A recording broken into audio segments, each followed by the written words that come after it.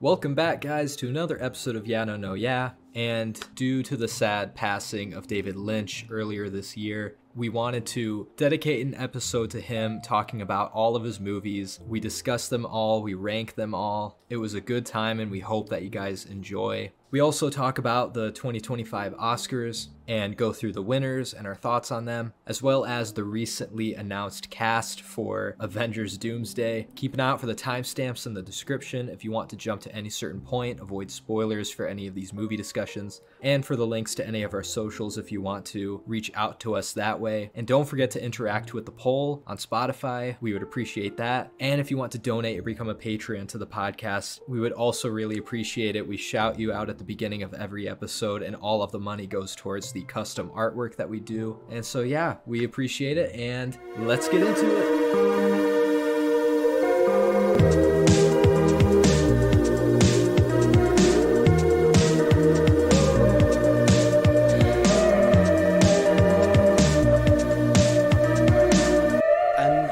We're back.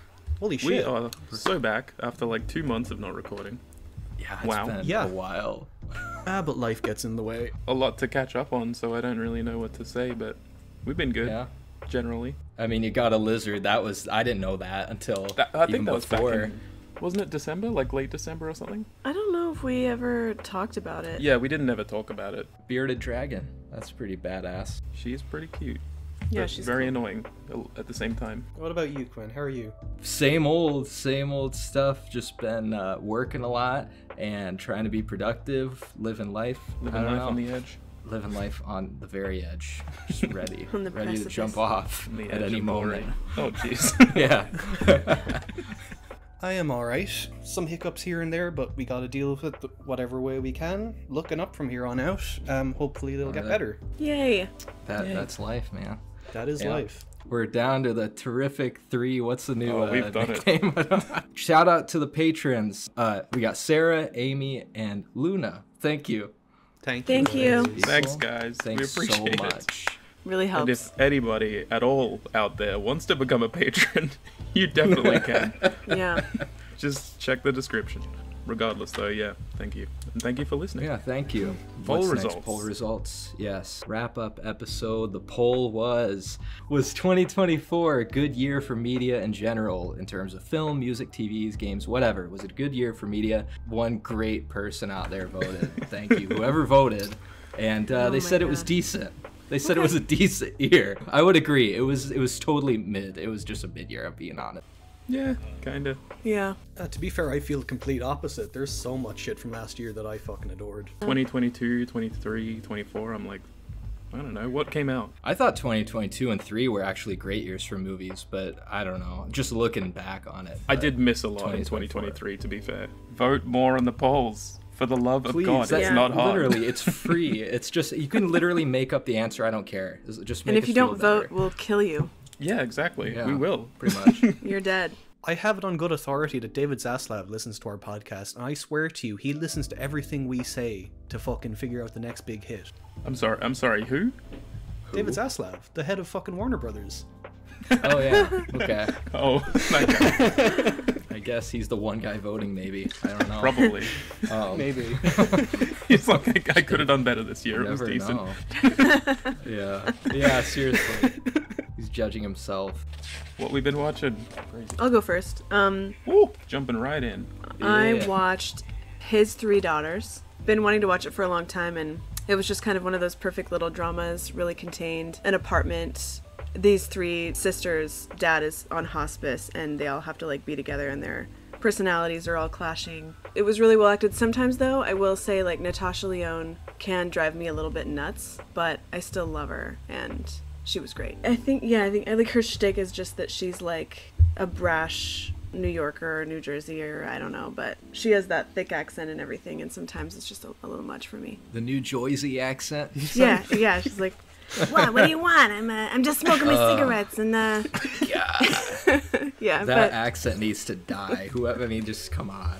I'm a fan of the New Jersey accent, I'll say that much. I like it. Coming from an Italian American, I think the New Jersey accent sounds very powerful. Only some people can pull it off. Yeah, I gave that movie a 10 out of 10. I just really enjoyed my time with it, and I thought it was really emotional in kind of the right ways. And it wasn't like overkill, and it was crazy because by the time it was over, I felt like I knew the whole layout of the apartment. Like it really felt like I had been there. So I liked that. It's just like a one location thing, is it? Yeah, they're in the apartment nice. the whole time. They're like in the kitchen, in the living room. They're in the hallway a lot because like the dad's room is at the end of the hallway, so people are like hesitating going in, or they're going in and coming out, and Natasha Lyonne's the only one that leaves, and she just like smokes on a bench outside. Nice. I love bottle movies. Yeah, me That, too. that made me a little more interested in it, honestly. We've kind of watched 2 seasons of Felicity. Oh.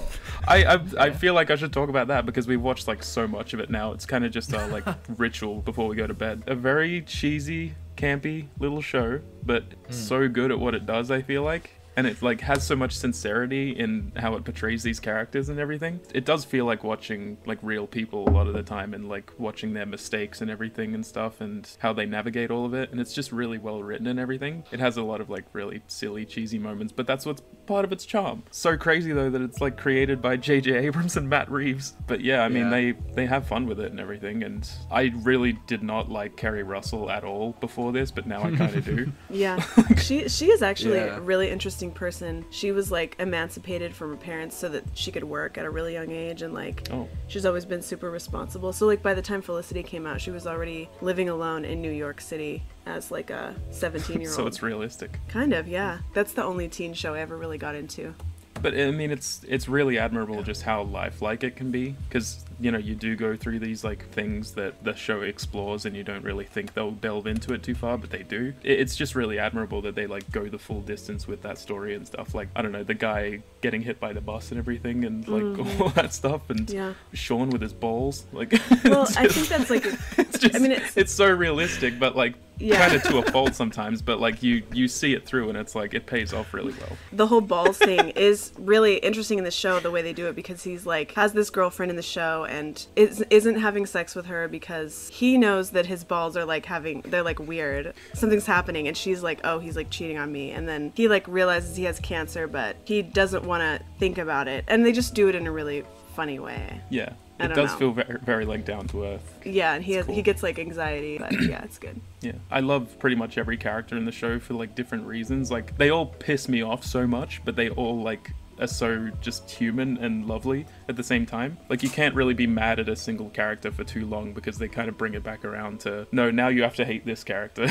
Yeah, totally. And like it's their time to be a shithead. During the start of the show, I got so mad at Felicity herself. I was like, what is wrong with you? You're so stupid. What are you doing? And like the more it goes on, I'm like, I love Felicity. She's such a sweet character and stuff. Yeah. And then like Ben does stupid shit, Noel does stupid shit, Megan does stupid shit. It's great. It doesn't try to paint any of its characters like they're perfect or anything, which is what I really love about it. The ratings have been kind of up and down from episode to episode, but right now I'd probably go with like season 1 and 2 at like a 9 out of 10 at the moment. Whoa! That's awesome. I've really loved it so far. It's a really good show. It is a really That's good show. good. You're so cute. And it changed your mind on Kerry Russell, you said? Oh yeah, Kinda- definitely. You didn't like Kerry Russell as Zori Bliss in Rise of Skywalker? Come on. Yeah, I oh mean, my forgot God. she I'm just was in kidding. that. I'm kidding. That was the most throwaway role. It's because J.J. Abrams as well. I think my only experience with Kerry Russell has been Bedtime Stories, the Adam Sandler film. Oh my god. Oh, hell I yeah. forgot she was even in that. That's I a haven't throwback. seen that. I forgot that too.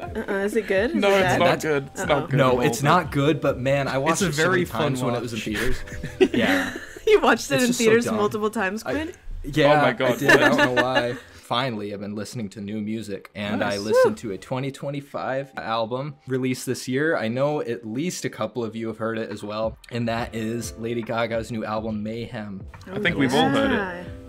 Have we all heard it? Nice. Nice. Yeah, I know. I think I was probably more impressed by it than you guys. I haven't caught up on a lot of new Lady Gaga stuff. Like, I have not listened to the past couple albums before this, but I do think The Fame Monster is like one of the best pop albums of all time. It just yeah. to me Definitely. that it's one Yeah. of the best of all time.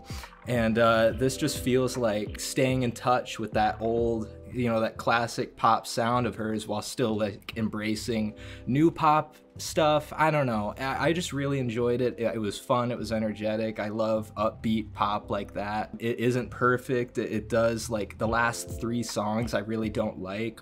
Yeah, Yeah, I think we're same. in the same boat in that. It just really dwindles off towards the end, and I can't stand that song with Bruno Mars. I've just heard it on yes. too many It TikToks.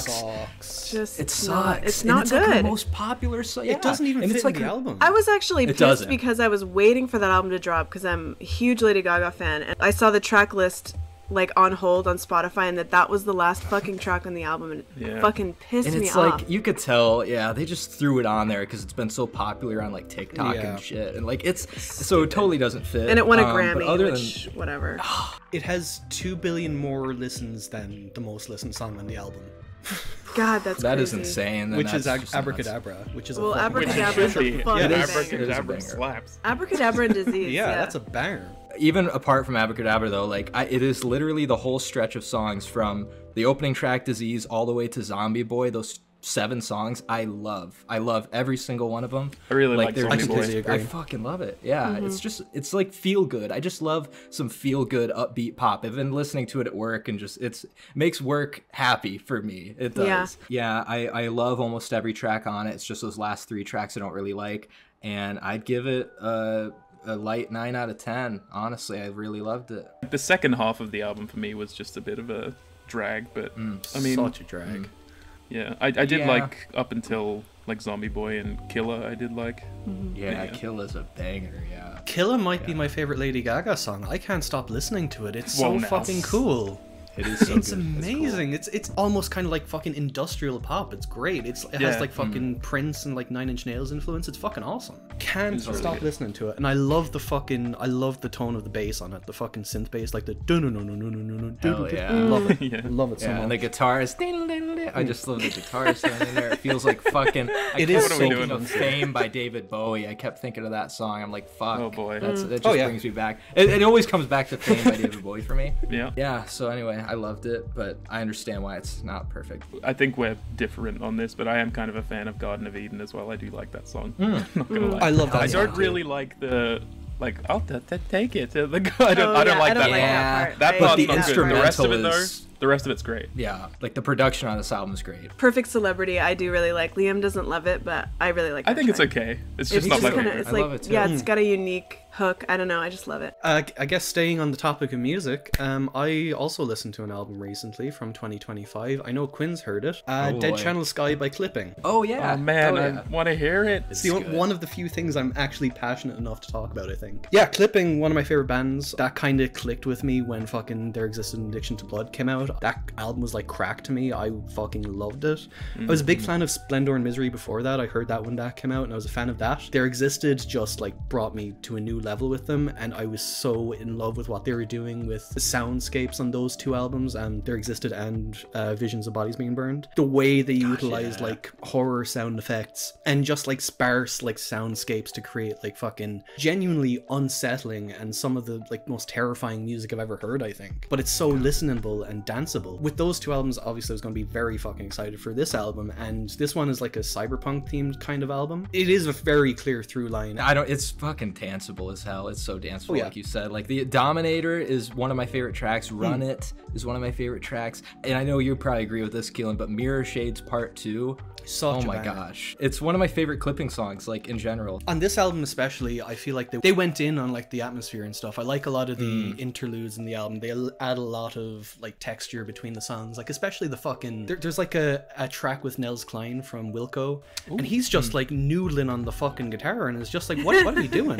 Why did we Yeah. get Nels Klein on this album just to do this? And it's just like you can barely make out what he's fucking playing, but it's fascinating and it adds a lot to the album. I feel like there's some points in the album where I'm not as huge on it. Like I feel like on the song Scams especially, they're kind of recycling an idea from There Existed an Addiction to Blood. I feel like that sounds very similar to fucking... It was my favorite song on that album. Fucking... I can't remember what it was called, but it was one where it was like a car would pass and like you could hear the beat from the car and then the car would go again and it's just Oh, pure yeah, yeah. silence. I can't What's the remember name of it that song either, again? But that's I love that song. It reminded me a lot of that, and it kind of felt like they weren't going out of their comfort zone much with it. I kind of disliked it because of that, and it just kind of felt too familiar. There's another song on it that was kind of like that, Polaroids, I think. That sounded very similar to Story 7. Yeah, it just kind of felt like they weren't at their A game with those tracks, but like I think the rest of the album is really great. I've heard it 3 times. I'm definitely going to listen to it again. It is a fucking banger.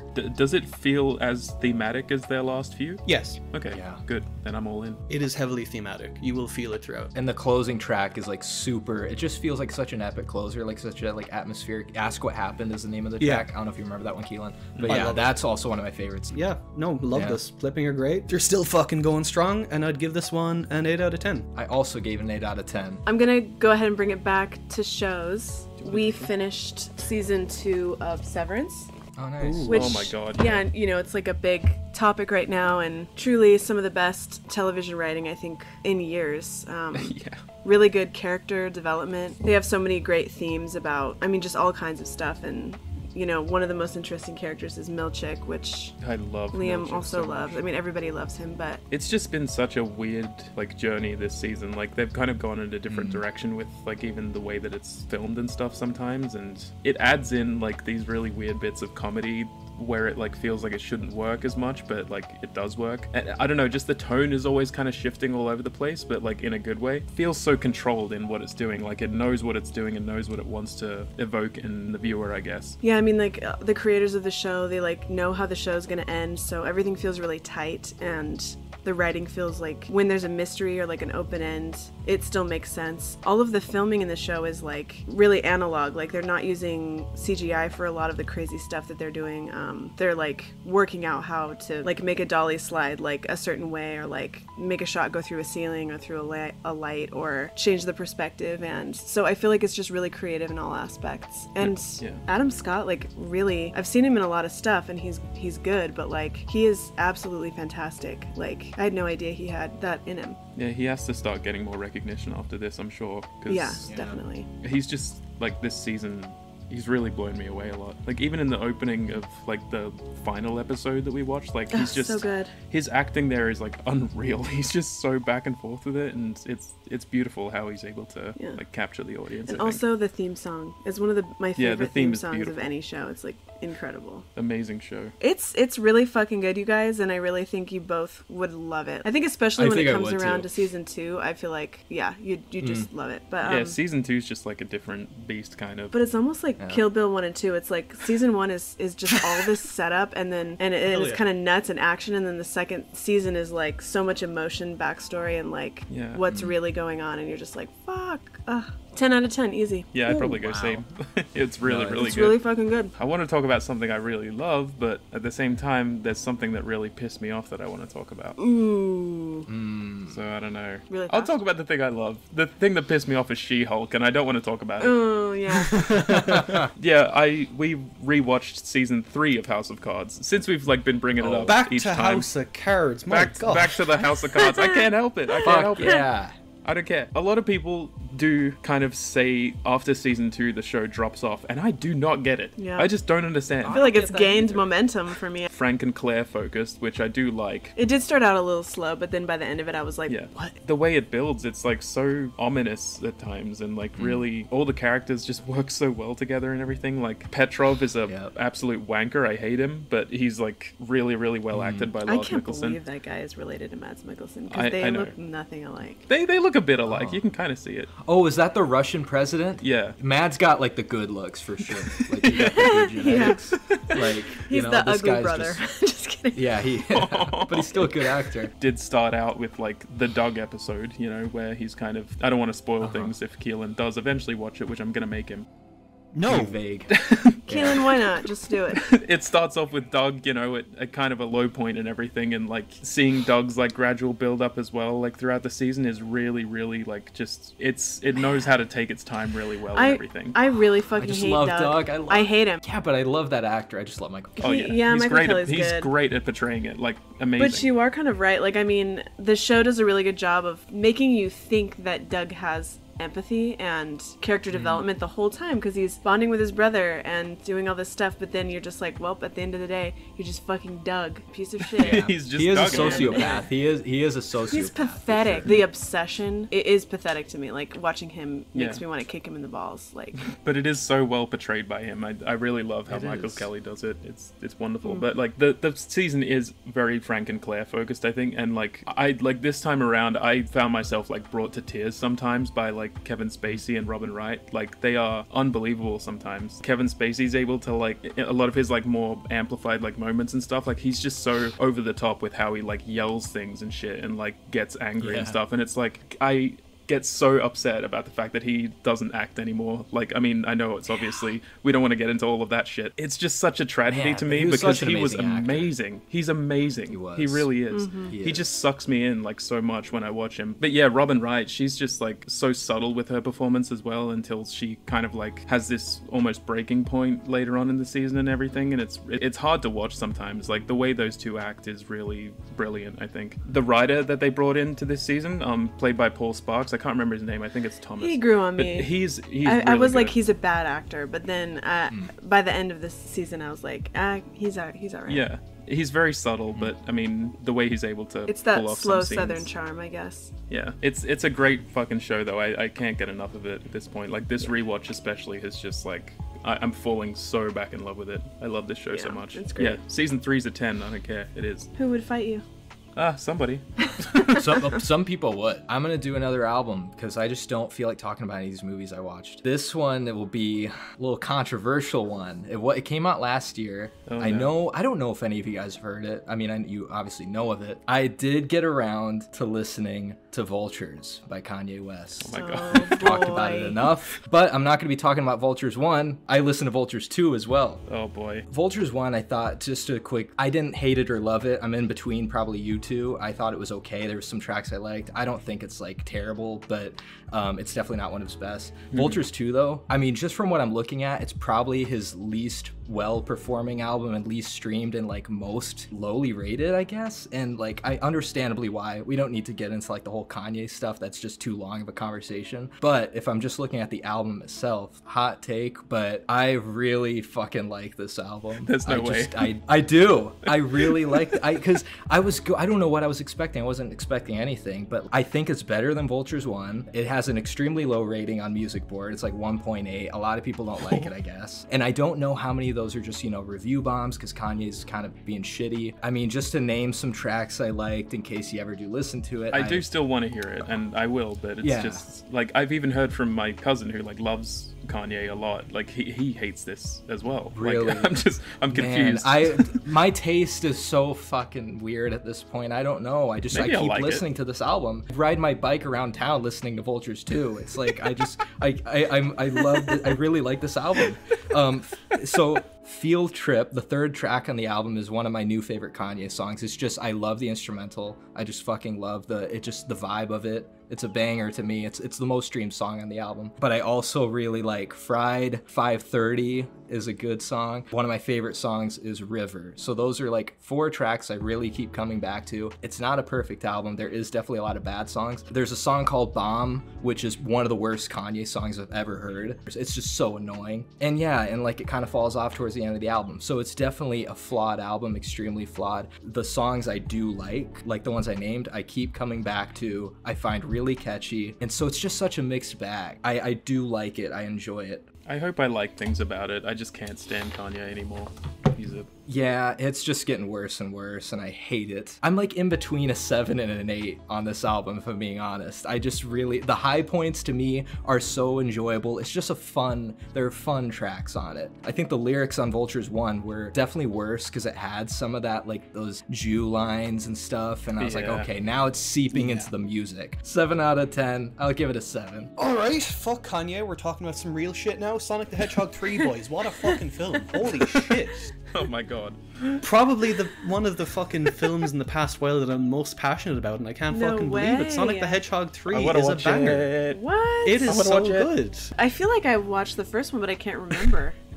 Yeah, I mean, The it's first one sucks. The first one's Yeah. not good. It's not great, but it's fine. The second one's a bit better. It's a tiny bit better. There's a bit in there that's just like, oh yeah, we're getting some spice here. But now they've added Shadow, who's my boy.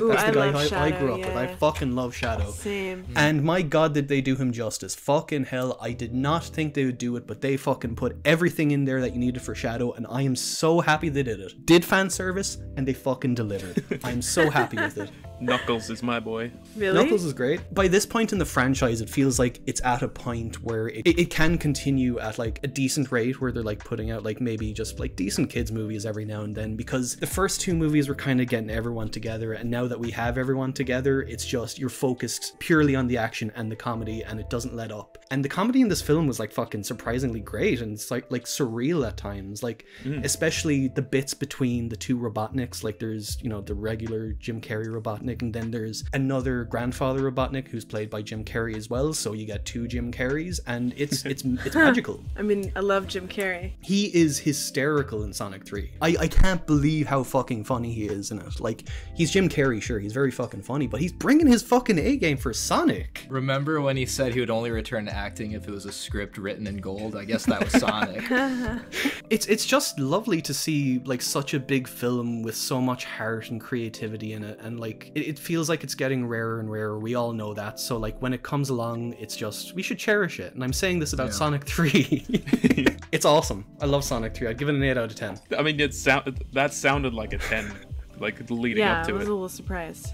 No, it's not a 10. It still has fucking cringy shit in it. Like, there's a lot of Sonic's jokes and stuff. No, wasn't a fan. He leans too heavily on like reference humor and kind of like cringy Gen Z humor.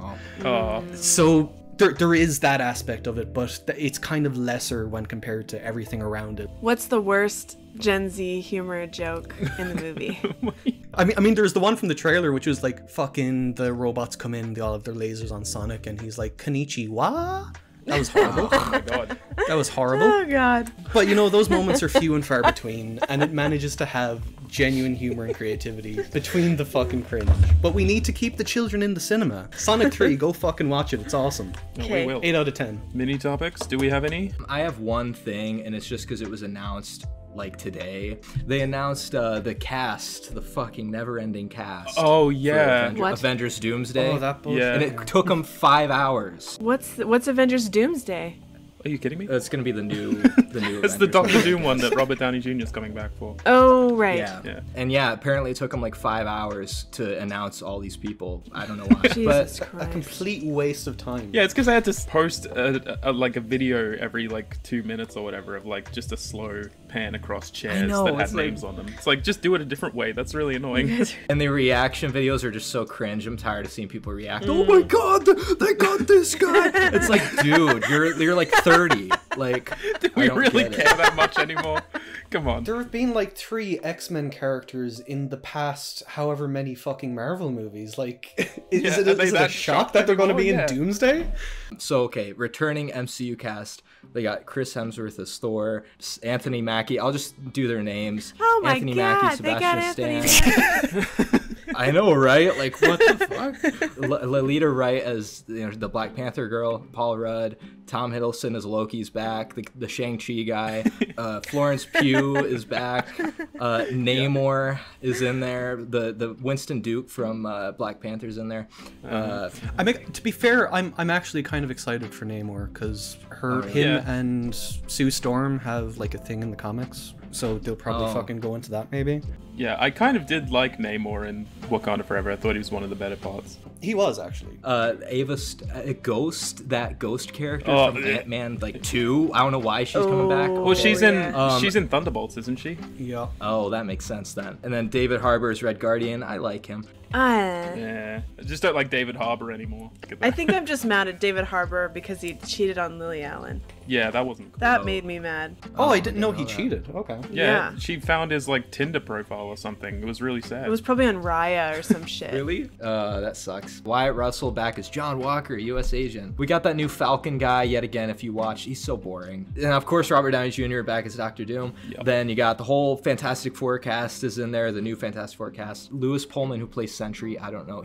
That's being introduced. Okay, almost done. And then a bunch of X-Men veterans. You got Ian McKellen, Patrick Stewart, Kelsey Grammer, who is the original Beast. Oh my God, Kelsey you got the Grammer. original Mystique, like not him as even Beast. fucking Jennifer Lawrence. You got the original Mystique in there. Original Mystique?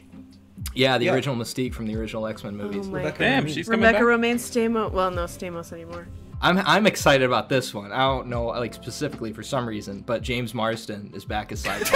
I just like that guy. I like that I like guy. James Marsden too. I mean, speaking of Yeah. Sonic, he's. I liked him Yeah, in speaking Sonic of 3. He was Sonic. good in Sonic 3. Yeah, Channing Tatum as Gambit is coming back. Okay, he annoyed me a little bit. And a lot of people were really excited about this, but Alan Cumming, who played Nightcrawler in X-Men 2, Oh, shit. shit. Yeah, that is cool. I That's love pretty Alan that was like the Cumming. big one. That's pretty hype. Interesting. Yeah, Nightcrawler's he's. awesome in X-Men 2. It can either be the coolest thing ever or the biggest mess ever. I have no idea. Let me just say, after She-Hulk, I'm not having much hope anymore. But, I mean, Me neither. if they can do it right, that's good. All right, Oscars time. The Oscars happened. Woohoo. They were pretty Yes. fun to watch Yeah. They were Yeah. fun to watch. because of Conan mainly. Conan, Yeah, Conan was killed good. it. I'll just go through each and we'll see how much we have to say about it. Actor in a leading role. Adrian Brody won it. I know before we get into that, I know his speech was too fucking long. We can all agree on that. His Oh, speech, Jesus. I hate The that man longest after this. speech now in Oscars history. And he tosses his gum at his wife. Yeah. Ew. It was like a whole lot of nothing. Yeah, it was just like it was boring. rambling. I don't even remember what he said. Fucking earlier on in the show, there was another award. I can't remember what it was for, but they had two people speak, and then a third one was clearly about to speak, and they Yeah. fucking cut the music. And Oh, they're I only know, I speaking hated for like that. a minute. Yes, I hated that. I saw that. Yeah, I We'll noticed let that Adrian too. Brody speak for like Yeah. 5,000 And hours. I hate that he Yeah. was like, can we please turn off the music? This isn't my first rodeo. Like, fuck you. There Yeah. are other people that are really talented. He just See, that's came up the there thing. seeming like entitled and shit. Like he Yeah. tosses his gum at his Yeah. wife. He's like, "It's my turn to shine." This is my guys." second Oscar for playing a Holocaust survivor with an accent. Like, See, like if his speech was really good, I would have thought that moment when he was like, "Cut the music," like I would have thought that would be way cooler because like that's a fucking boss move. But the speech was nothing. We don't have to get too into it or anything, but we Yeah. didn't like the Brutalist at all. Really. Yeah. Yeah. We're kind of not good on that one. Well, I'm the complete opposite. I did like it a lot, but I understand why people don't like it. But like to me, it was his performance that really fucking carried that movie. I do agree with the win. But as someone who just won an Oscar, he was a pretentious fuckface. yeah. I do just want to say, I know we're going to get into Best Actress, Best Supporting Actress, but since we're on the Brutalist, Felicity Jones sucked in that movie. Yeah, she wasn't great. Yeah, she was forgettable. She was really bad. Did you take bad actor juice, like, before this movie? Obviously won't drag this out, but like Guy Pearce, I really thought was pretty poor. Yes! Yeah, he was not good. I was like, why are For you Guy nominated? Pearce. Anyway, going to actress in a leading role. This was a big surprise because I think everyone expected Demi Moore to win it, but Mikey Madison won it. So. I was Very happy. happy. Yeah, I was really happy Complete about that. surprise, but very fucking happy. Actress in a supporting role, Zoe Saldana for Emilia Perez, baby. Oh, yeah. God, dude, I'm Another- sorry. Am I about to be mean? But like, I hate seeing people ugly cry and scream we for were their mom. no, we were dunking on That that, was too. the same when, Yeah. when Good, she did that. good. We both looked at each other. We were like, Mommy! "This, Oh, this is is embarrassing. I don't care. I'll be a cringy." bully. Like, I don't give a shit. I know, it's like, but I it's hate just that. the way. Yeah, I mean, it's like you can be emotional, but and I feel just like you, Quinn. I'm like, am I an asshole? But she did it in the most cringy way possible. And yeah, that was just a weak category, though, to be honest. All the supporting actresses, who was there? I mean, you're right. There was Felicity Jones, Ariana Grande. Like, come on. Ariana Grande is probably my pick for that category. That's kind of what we were saying as well. Like, I mean, there's not much Yeah. in there that was like, yeah, this is good. Because Isabella Rossellini was like barely, barely in in conclave. Conclave. She's just Yeah. standing around, and then she Yeah, has like one exactly. speaking part. I was like, why is okay? I mean, love her, but okay. Animated feature film, Flow on it, which is Flow is a great movie. I want to So- see Still wanna Flow see so it, yeah. bad. Yeah, I want to It's a see it good as well, movie. but I'm so fucking happy it won because one Yeah. dude on Blender made that movie. Yeah. That's That's fucking insane. I've used That's Blender. That crazy. shit is horrible. I've tried using it. Wow. It's rough.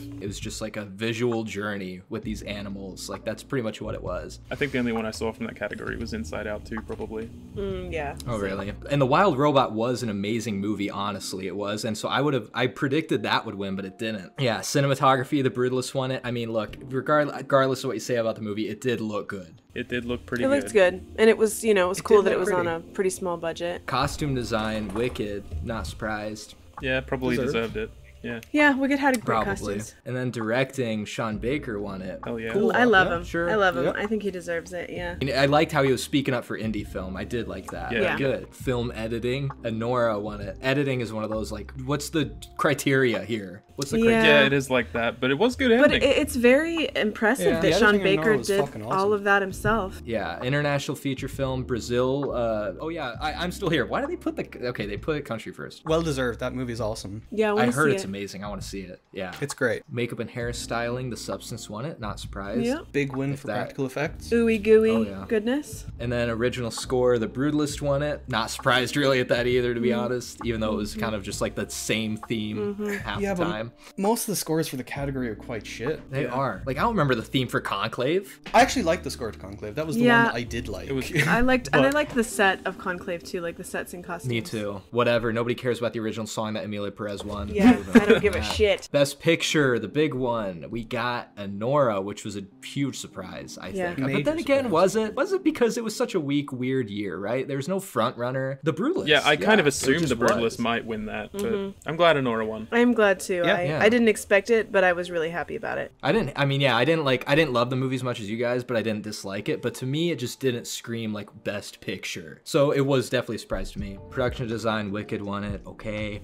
Nice. Dune Part 2 won visual effects, sound. I knew it would win the technical stuff. I knew it Yeah, would I win mean, the it's technical stuff. well made in that aspect. Yeah. Conclave won the best adapted screenplay. I think it deserves Deserved. it. It was a good movie. Yeah. Yeah. And then original screenplay, Anora, which I really wanted a real pain to get something. I didn't mention Kieran Culkin's Yeah, one. Kieran Culkin won. Oh that. yeah, Doy. Yeah, he Yeah. won Best Supporting Actor. But other than that, I thought Real Pain was a good script. Conan made it, like you said. I feel like. Yeah, it was to a me. It was a His good song time. about going overtime Yeah. was really funny. That was really good. That was fun. We got to get into the main topic. As everybody knows, it was my turn to pick the topic. Landed right on around the same day that David Lynch was the passed exact away. same day. It was the same day, yeah. We all love David Lynch, and that it would have been a good homage to watch every single one of his movies. So that's what we did. History with David Lynch. Do we have anything we want to say before we get into the first movie or anything? Or Yeah, I feel like we usually do that, yeah. My favorite director of all time. His Yeah. death Yeah. hit me pretty fucking hard. Hard to process that for like fucking weeks for me, but like getting back to watching his movies did kind of make me feel more at ease. Like it's kind of weird like how I felt when he passed, but like fucking I've never had like a celebrity death affect me like that. I thought David Bowie was the fucking most of it, but like Jesus Christ. I just adore David Lynch. I adore the way he thinks. I adore the way he makes films and his creative process. I love hearing him speak. I think he's just a wonderful human being on all accounts. I've never really heard a bad word about him. Yeah. Yeah. And it seemed like everyone who worked with him just loved him and thought he was a very genuine, curious man. And his movies definitely echo that, as weird and as abstract as they can get. Yeah, I didn't have much of a history with him. I had just watched the Twin Peaks that you had asked me to watch. So heard that Flying Lotus song, of course. That's about it, really. But I mean, even regardless of like how little exposure anyone's had to him, like you can't help but just like have seen clips or interviews or just anything about him, and you can't help but like him. Truly one of a kind, like we said the last time. So while I wouldn't put him in a list of even like maybe my 20 favorite directors, I still like really respect the hell out of what he's done for film. Yeah. And like it'll last forever. Like I mean, he really changed a lot and influenced so many people. That's something that's great about him. If you don't like align with his movies all that much or anything, you can still say like he was extremely influential to cinema. I just feel like he has a reputation for being a weirdo, right? Like, and it seems like his work's going to be really inaccessible, but there's like a rhyme and reason, and I feel like I've really rediscovered that and even dived like more into why he's so great and like he has a purpose. Yeah. and he has a vision. I feel like a lot of people, when getting into David Lynch, they kind of overthink it and think it's going to be a bit, too heady and too inaccessible. But like hearing the man speak and just hearing him just say, "Oh yeah, just fucking figure it out yourself. Let your emotions inform you about what the movie is about." Like it's that simple to get into his movies, I feel. And if you can feel that connection, obviously you'll have a better time with it and you'll get more out of it. It's not going to fucking impact everyone with like how abstract and just surreal it all is. But there are definitely fucking films in his filmography that have wide appeal. Like The Elephant Man is like, grew up hearing that named like one of the greatest films of all time, you know? Yeah. Like not even a mention of David Lynch as a director, but just the film itself. It is a classic. Well, we can get into his first, Eraserhead. 77. Same year as Alien and Star Wars. Wow. Not Alien. Oh yeah. Star Wars. Oh, That just is Star Wars. that is pretty nuts. I guess, yeah, my recent rewatch of Eraserhead kind of solidified it as my favorite movie of all time. Gave me a fucking lot in the rewatch. And yeah, it's about a guy named Henry, and he goes to visit his girlfriend's parents. They have dinner, and oh my god, I have a baby that I have to take care of. What the fuck? Yeah. I hate it when that happens. That's all you need to know about Eraserhead. There is like a concrete plot, there is a through line, I think, but it is a very experiential film, and I love that about it. I love that it's purely informed by feeling, and I love fucking everything about it, from the sound design to the fucking visuals. It all just gels with me so fucking well. All the industrial like landscapes, and like just watching Henry just walk along, just like fucking, like you'd see the fucking warehouse behind him and it's just like a path of rubble. It's just so striking how small he looks on the screen. There's nothing quite like the atmosphere of this movie. I got really sucked into that. Yeah, the filming is so crisp. It's like such a beautiful film, really. Like the quality of it, the is. special effects. I was actually pretty surprised at how good it looked. It just looks really good. Probably a lot rougher back when it came out in the 70s, but now that it's restored, I bet it's like way better. But yeah, no, totally, it just looks good. But yeah, like I mean, Keelan said, the sound is just, to me, that's a standout. Just literally the sound. Mechanical, just like like the fucking gears grinding together. And even when the baby does come into it, his fucking cries are like the most irritating thing you've ever fucking heard in your life. Like Jesus Weird. Christ. Yeah. Like you're with Henry, you're like, what the fuck is this? What am I meant to do? You know? Yeah. Yeah. I mean, not that I know, but I guess it does capture how it feels to have a child, I guess. Yeah. Like, how am I supposed to care for another human that I created? Like, I'm meant to care for this. There's like all the fear and anxiety. When you don't properly know who you are yet. Yeah. Yeah, there is a lot of that in the film as well, I feel. Because, yeah, obviously, like, he's a very fucking anxious person. He barely speaks in the movie, even. And when he does speak, he feels unsure of himself the whole time. This is my third time seeing the movie. My first time watching it, I did not like this movie. I felt it was being too weird, too pretentious, too abstract, too just all over the place. I didn't understand any of it. I'm afraid that's probably a lot of people's reaction, maybe. But then I rewatched it, and I don't know why, it just clicked. It literally jumped up to being just like an all-time favorite. And I just think everything, like you said, from that sound to the atmosphere to just like the meaning behind the movie, you know, the anxieties of parenthood and just like the character. I love the character. It really gets to you. It does. And I just feel like that could easily be the case with a lot of David Lynch movies. Like sometimes it just literally would take one rewatch to, you just see it in a whole different light. A lot of the films we will be discussing, like, are films that I would have kind of felt lesser about, but like on rewatch, it fucking hits like a truck, you know? Yeah. Like I felt that with like a lot of his films. This wasn't one of them for me though. This hit me like as soon as I saw it. I'm fairly sure this is the first Lynch film I saw. I'm kind of always going back and forth between it because I am pretty sure it's either Eraserhead, Blue Velvet, or Wild at Heart. I can't fucking figure out which one it is, but I'm pretty sure it's the first one, and it was a very impactful first viewing for me. I vividly remember that day. I fucking double feature this with Funny Games. Like, I was not joking. Oh my gosh. He wasn't joking around.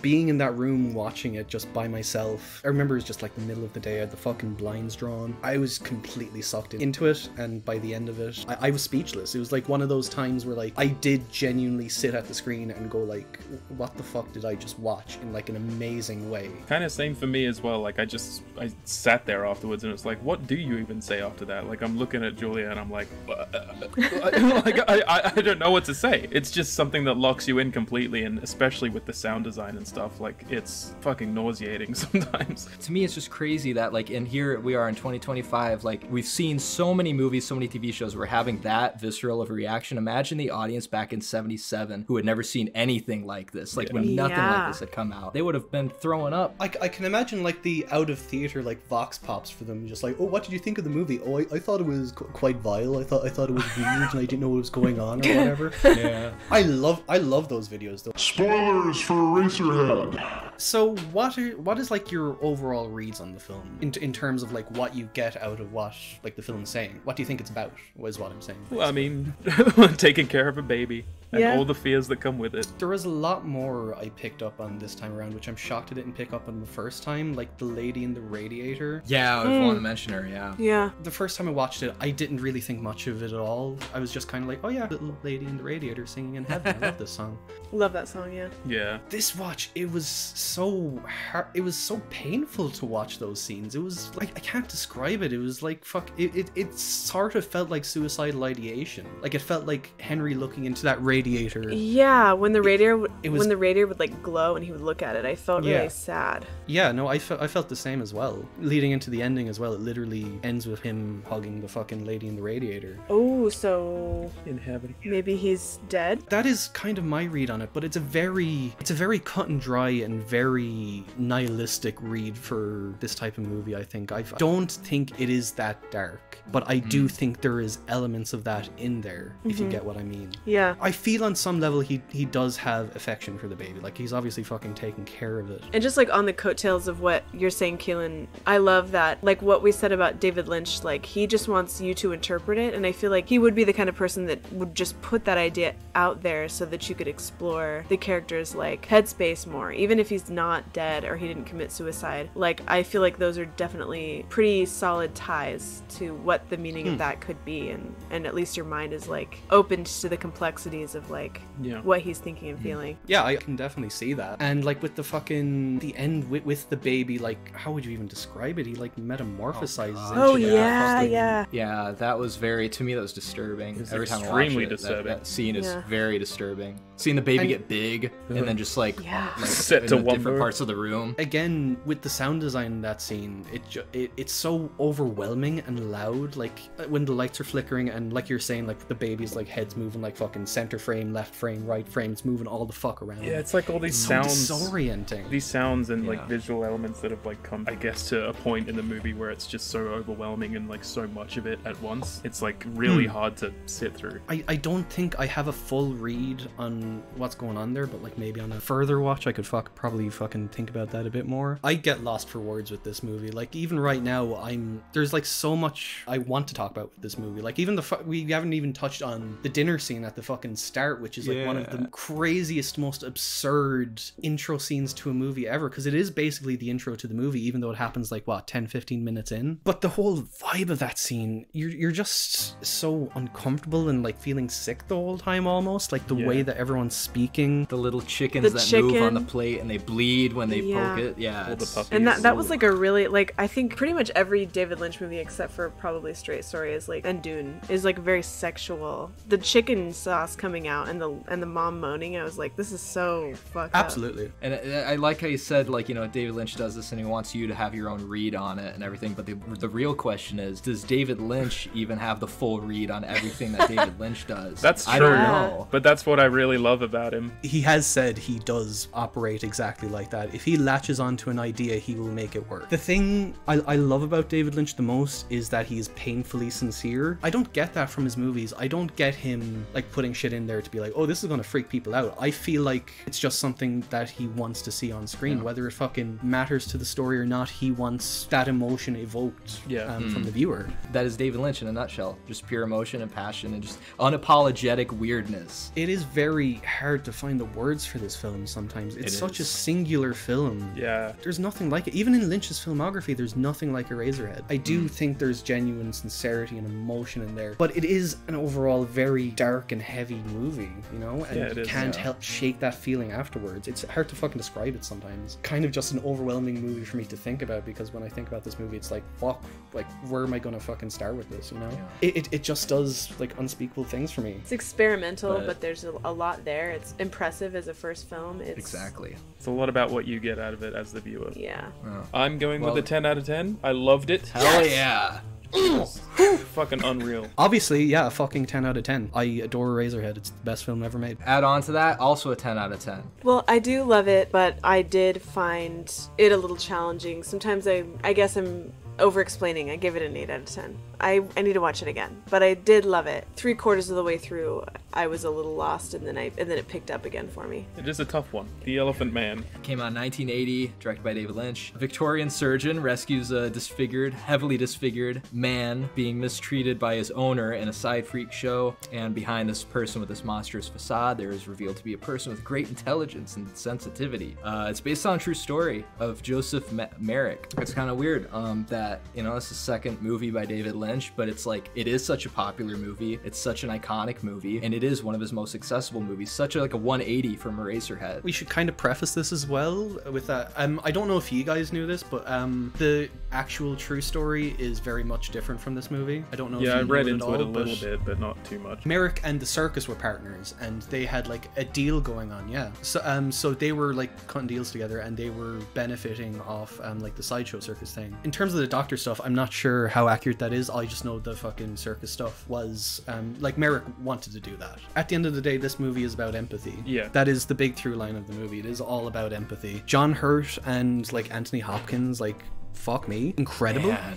Two of my favorite performances from them. I think it's incredibly heartbreaking, and like John Hurt most of the time, like when he's delivering like his big hearty fucking well, not monologues, but like, you know what I mean. It's just so it's so infectious and so watchable. It's beautiful. I really love John Hurt in it. I don't think I get as much out of this movie, maybe because I guess it's not what I came to expect from Lynch, I suppose, but I mean, it is his most accessible movie. But I mean, it just feels like the story wasn't really grabbing me at any point that much.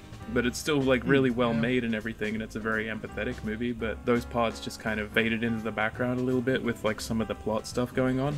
Like, I don't know. Was the first David Lynch movie I ever saw as a teenager, and I just feel like I have had like a love for it ever since then. I feel like it is a good starting point. I mean, because there's really good starting points, and then I feel like really bad starting points with David Lynch, in my opinion. Yeah. This eases you into his style without being too weird. Like I said, watching Eraserhead my first time, that was probably why I didn't like it, because I was totally not ready. Yeah, he's got like a stamp on it, but it's still like a story with a beginning and end, and He's working with totally different methods of expressing emotion in this, like compared to Eraserhead. Like in Eraserhead, obviously you get all the emotion from like the abstraction, like the sound design and all that, but in this, it is like a proper like actor movie. You have to have the fucking talent to prop this up. So it is interesting seeing him kind of work within those kind of more rigid mainstream film guidelines where he has to make a cohesive movie, and it's cool seeing him kind of work out his style of writing, I guess, and like his dialogue, because obviously Eraserhead didn't have much dialogue, and this, it's pretty much entirely dialogue. Like we're going to talk about soon, fucking immediately onto Dune. Like the fucking early career is fucking mental. That is a roller coaster. It's strange. like, what the hell? Again, another crazy tidbit about this movie, fucking Mel Brooks brought David Lynch onto this himself. Yeah. Like he fought for David Lynch to direct Elephant Man. Not only that, Anthony Hopkins did not like that and wanted Lynch off the project. Oh really? Yeah. I didn't know that. Yeah, he was not a fan of it, and he was not a fan of Lynch. Like, you can't find any clips of Anthony talking about Lynch at all, or vice versa, really. Like, I think they just didn't like each other. so weird. So, Either way, I mean, you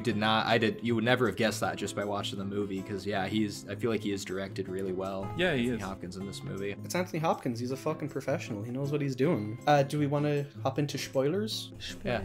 Spoilers for the Elephant Man. Yeah, the scene where like the fucking near the end where they're all fucking breaking in and fucking jeering on fucking Merrick. One of the most guys. angering scenes in cinema history. Holy shit. I just don't think I like that scene very much, or like that character Really? really, because it's such an easy way for you to like ask for empathy from the audience. I think, oh look, he's being bullied and thrown around and shit like that. But like the more subtle approaches to it were what were getting me more. But that was just like, Yeah. oh look at this. how cruel everyone is. It's like, That's true. Like him being mobbed a bit up over the on and top. just like tortured. It didn't bother me. I know what they're going for, but man, does it feel? It is miserable. Like to me, it's Yeah. just like so. Like God, this is miserable to watch. I just think the more isolated moments with Merrick were a lot more effective for me, like especially when he's left the hospital and he's like kind of out in that like little garbage area with like all the other little freaks and stuff. Like, it's just yeah, it's really sad. Yeah. Like that made me sad, but him just being thrown around and like shit like that, it's just like A little Yeah. too like It was a little. heavy-handed. At times, Yeah. it was a little goofy, almost. Yeah. I think why it works for me is the fact that, like, I mean, obviously you're talking about the more tender moments, and those are like fucking. There's an abundance of them in like the fucking middle of the movie. I don't think after like the circus stuff there was any like kind of more bombastic moments like that. Yeah. So I think that's why that came at me. Like it was fucking overwhelming to watch, and you're just like, what are they doing to my boy Merrick? Like he's a cool guy, you know? It's not a nice watch at all, but like fucking it did affect me, and it's probably one of my favorite scenes in the movie, if I'm being honest. I think what gets me the most really is like some of the scenes where he's like more tender and like he's always like apologizing for everything and like talking about his Yeah. mother and stuff. Like that was just really sweet. That got to me. Keelan, you said that Eraserhead left you feeling like with a feeling of hope, almost a bit of hope. Does Elephant Man have any of that? It does have a bit of hope, yeah, with Anthony Hopkins' character and like anyone that showed any sort of love to Merrick, because Yeah. anyone that did interact with Merrick knew he was an intelligent man, he was a kind man. That is where the hope of this movie is. Like the movie does have a sad ending, like he fucking dies in his sleep intentionally. Like that is so like morbid, but oh my god. I mean, there is always somebody out there with empathy that will take your side, I guess. That's kind of what it's saying. Like the main takeaway, yeah, is that humanity as a whole can just be so cruel and like not empathetic and just like evil, but there is like always people out there that are the opposite. And so you just got to find those people. It's every David Lynch movie. Yeah, it's true. I'll give it a 10 out of 10. I really love it. I've only seen it like 2 or 3 times, but it's just, I don't know. To me, it's technically flawless. I would follow Quinn up with a 10 out of 10. I just love it. I think it's beautiful. It's a really good like lesson in humanity. Yeah. I'm gonna go with an 8 out of 10. Sorry. 10 out of 10. I follow Julia and Quinn. Who wants to introduce this fucking movie? People who are listening, they know Dune. You know Dune. There's Dune Part 2 now. I was kind of intrigued by how bad Dune was, and it was like, I loved the costumes, but it did suck because I'm really fascinated by the story of Dune, and I do love like the new Dunes following the story in that, so I was getting really frustrated, as Liam knows, because I was just like, they're all over the place, and I want to like revisit the story, but nothing is cohesive, and They really rushed through in that last like hour. yeah, the Jesus. like Yes. the little girl with the knife. Holy like, shit. You keep bringing that up. I know, but that was one of my favorite ridiculous scenes, was the little girl with the knife and she's like dancing in the wind. I was like, this is bizarre. There's so many moments like that though, where it's like, what is going on? Yeah.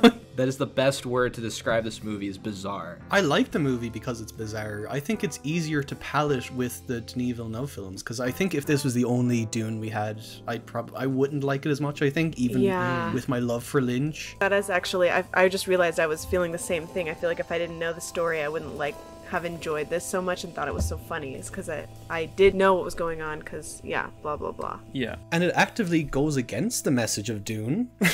It's just such a weird take on it. Nothing was really working for me. Do we at least like the soundtrack? Because I fucking love the soundtrack. Yeah. The soundtrack is The badass. soundtrack is good. Soundtrack's I great. Love I it. added that Toto song on Yeah. my playlist. It's good. I, of course, like bitched to Liam and Keelan about how I didn't want to watch Sting in this movie. She hates the I police. hate the police and I hate Sting, but like he wasn't in it that much. Sting did not even need to be in this movie. Yeah. He did. Oh god. No, yeah, there's a lot that didn't need to be in this. I will say I did really love the Baron, honestly, just how was so into gross. the performance Yeah. he was. He was really so icky. stupid, but he was like so into like how Yeah. icky it was. It's great. He just commits. Out of all the movies on this list, this is the only one I had already seen that I did not decide to rewatch in preparation for this episode. I'm sorry. So it was one time like a couple of years ago, and I'm going based off of that. Even though I don't like this movie, it is like infinitely more interesting than the new Dune movies for me. me, and it has way more personality. It has way more personality, more color. I don't like it, but it's like, it feels like at least there's something. You're riling there. up my wife. No. I liked the costumes. Like there was something charming about Dune that is undeniable. You know what I mean? Like, and also the cute little David Lynch cameo. Oh, that was adorable. Yeah. Oh, yeah. He's a fucking spice miner, hell yeah. Yeah. That So was good. he That was so good. adorable. I mean, But I mean, like, what is there overall to say about this? It's not anything like Yeah. profound or, you know, like it's, I don't know, like everything else David Lynch is so like big and crazy and in your face and it makes you feel a lot. But Dune is like, what? yeah, it's just a Huh? little. Yeah, you just cannot piece together this movie. Yeah. If you don't know anything about Dune at all and you just watch this movie, like you cannot piece any of it together, I feel like. Totally. It's just like, what is going on? I'm sure we all know that this is like the only movie he's like come out and said He's he disowned. regrets doing it. Yeah. Yeah. The issue with this film wasn't that he was locked into a book; it was that he wasn't given final cut on the movie, and they forced him to cut it down. Like there is a 3-hour cut out there that is apparently quite good, and that is more in line with what Lynch would have wanted. Like it was kind of pieced together with like scripts and stuff like that. The theatrical one, the version that everyone has seen, yeah, it's just completely hackneyed, and as far as I know, he didn't have much to do with the final cut at all, really, and that's why it feels like such a mess. Again, like I said, it is an interesting mess. It is very interesting. Yeah. Yeah. Especially comparing it to the newer Denis films. And it also has Patrick Stewart holding the pug going into war. Oh, That's that Oh, was awesome. yeah. That was so cool. Just him with Yeah. a fucking gun in the Yeah. other hand, like hell yeah. That was the fucking greatest shit ever. What is that's really true. funny about this movie though that I was gonna say is I feel like this is what I would do if I had to do what David Lynch did with like a story like this. He really takes his time and he's like, okay, here's like the guy and like here's all the people and here's the plot, and then he's like, fuck, my movie's gotta end. So then he's like, okay, and then all this stuff happens like really fast, and that's what really Yeah. killed me at the end is like they just have like this big parade and then like this sister and it all just and then it's like happy. Yeah. I mean, it's just crazy. Just Yeah, we'll wrap it up and get into scores. I just want to also say, like, it is interesting, though, just to note that if he didn't do this movie, he probably would have done Return of the Jedi, which is what they were trying to get him to do. Oh my It was the God. third Star Wars movie. That'd be And I interesting. really, as much as I love Return of the Jedi, I kind of want to see David Lynch's Star Wars movie instead. Totally. I'll give it a generous 3 out of 10. It is way more interesting than the new Dune movies. I like it for that. I gave it a 6 out of 10 because I think it's entertaining. I give it a 7 out of 10. I'm giving it 5 out of 10. Time to talk about Blue Velvet. Allegedly, she wore it. Yes. The discovery of a severed human ear found in a field leads to a young man on an investigation related to a beautiful, mysterious nightclub singer and a group of psychopathic criminals who have kidnapped her child. That's Blue Velvet. Yeah. See, this is one of the ones I wasn't big on. My first time watching Blue Velvet, I definitely liked it, but it didn't really stick with me. It was just kind of like, yeah, this is cool. I think Frank's a fun character. I like Kyle MacLachlan. It's all cool. But no, on rewatch, yeah, no, fucking masterpiece. Holy shit. You know, same as you, Keelan, because the first time I saw it, I feel like I was with a bunch of pretentious, like, friends that were all teenagers, and they were like, oh, Blue Velvet and David Lynch, and they were like, only PBR guys, like, blah, blah, blah. And I just kind of I had an annoyed vibe about it. I'm literally the same way though as you two. I also was not blown away at all my first time. Like it was maybe a solid like 7. Like I mean my first time it was like okay this is good, but no, it's fucking great. It is. It's great movie. amazing. Yeah. It's funny that you just named the plot off and like that does sound like a plot, but to me it's still even though I like Blue Velvet, it doesn't strike me as a movie with much plot. I feel like the plot is crazy, but this is the first time that I realized that David Lynch is like giving us a gift where I think he has a really deep sense of sort of like morality and right and wrong. And Blue Velvet, I think, is basically about like the evil that goes on that we don't notice. Like in the beginning, it shows like the bugs under the earth and the guy has like the brain aneurysm. And that's kind of like a metaphor for the whole movie where it's like all this evil is going on right in this nice little town. And all these nice little people are like going about their lives and they have no idea just how nasty it really is, you know? It was taught to me in film school, like the intro of Blue Velvet, like, oh, this is how you fucking set up a movie.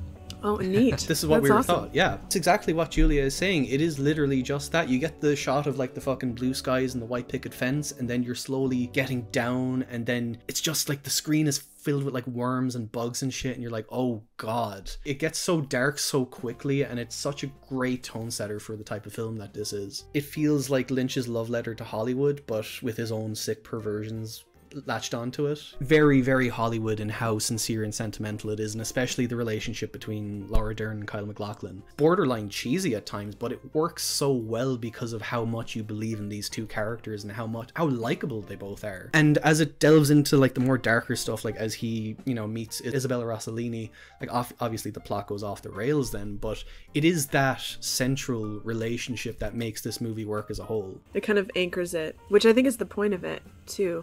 Absolutely. The first time you see Laura Dern, it is such an incredible moment. It's just like you're seeing like pure darkness, and then she like emerges from the trees. It's so beautiful and striking. Yeah, it is very heightened. It's very Hollywood, but it's perfect. It works so well. I know you guys said that maybe it's those two that are like maybe a center focus of the movie, like a strong like anchor to the movie, you know, whatever. Like I liked all the characters, but to me there is one central component that is just is the life of the movie. And to me that's Dennis Hopper, and it's literally like he's what I am entertained by with this movie. He is entertaining, but he's a bad boy. Oh, of course, he's a terrible he's the worst. Yeah, this guy's the worst. He's getting high off of like helium or oxygen or nitrogen or whatever the fuck it is, and then he's like, you know, humping shit. I mean, he's weird. He's really like outlandish and like gregarious. If she's like anchoring you to like the goodness of the movie and kind of like the spine of it, then Dennis Hopper is definitely like, I mean, he's the pinnacle evil of the movie. Yeah. Yes. This is peak David Lynch craziness for me. Anytime Dennis Hopper's on screen, I love it. He's so shocking. I mean, lines like "Daddy wants to fuck," I was like,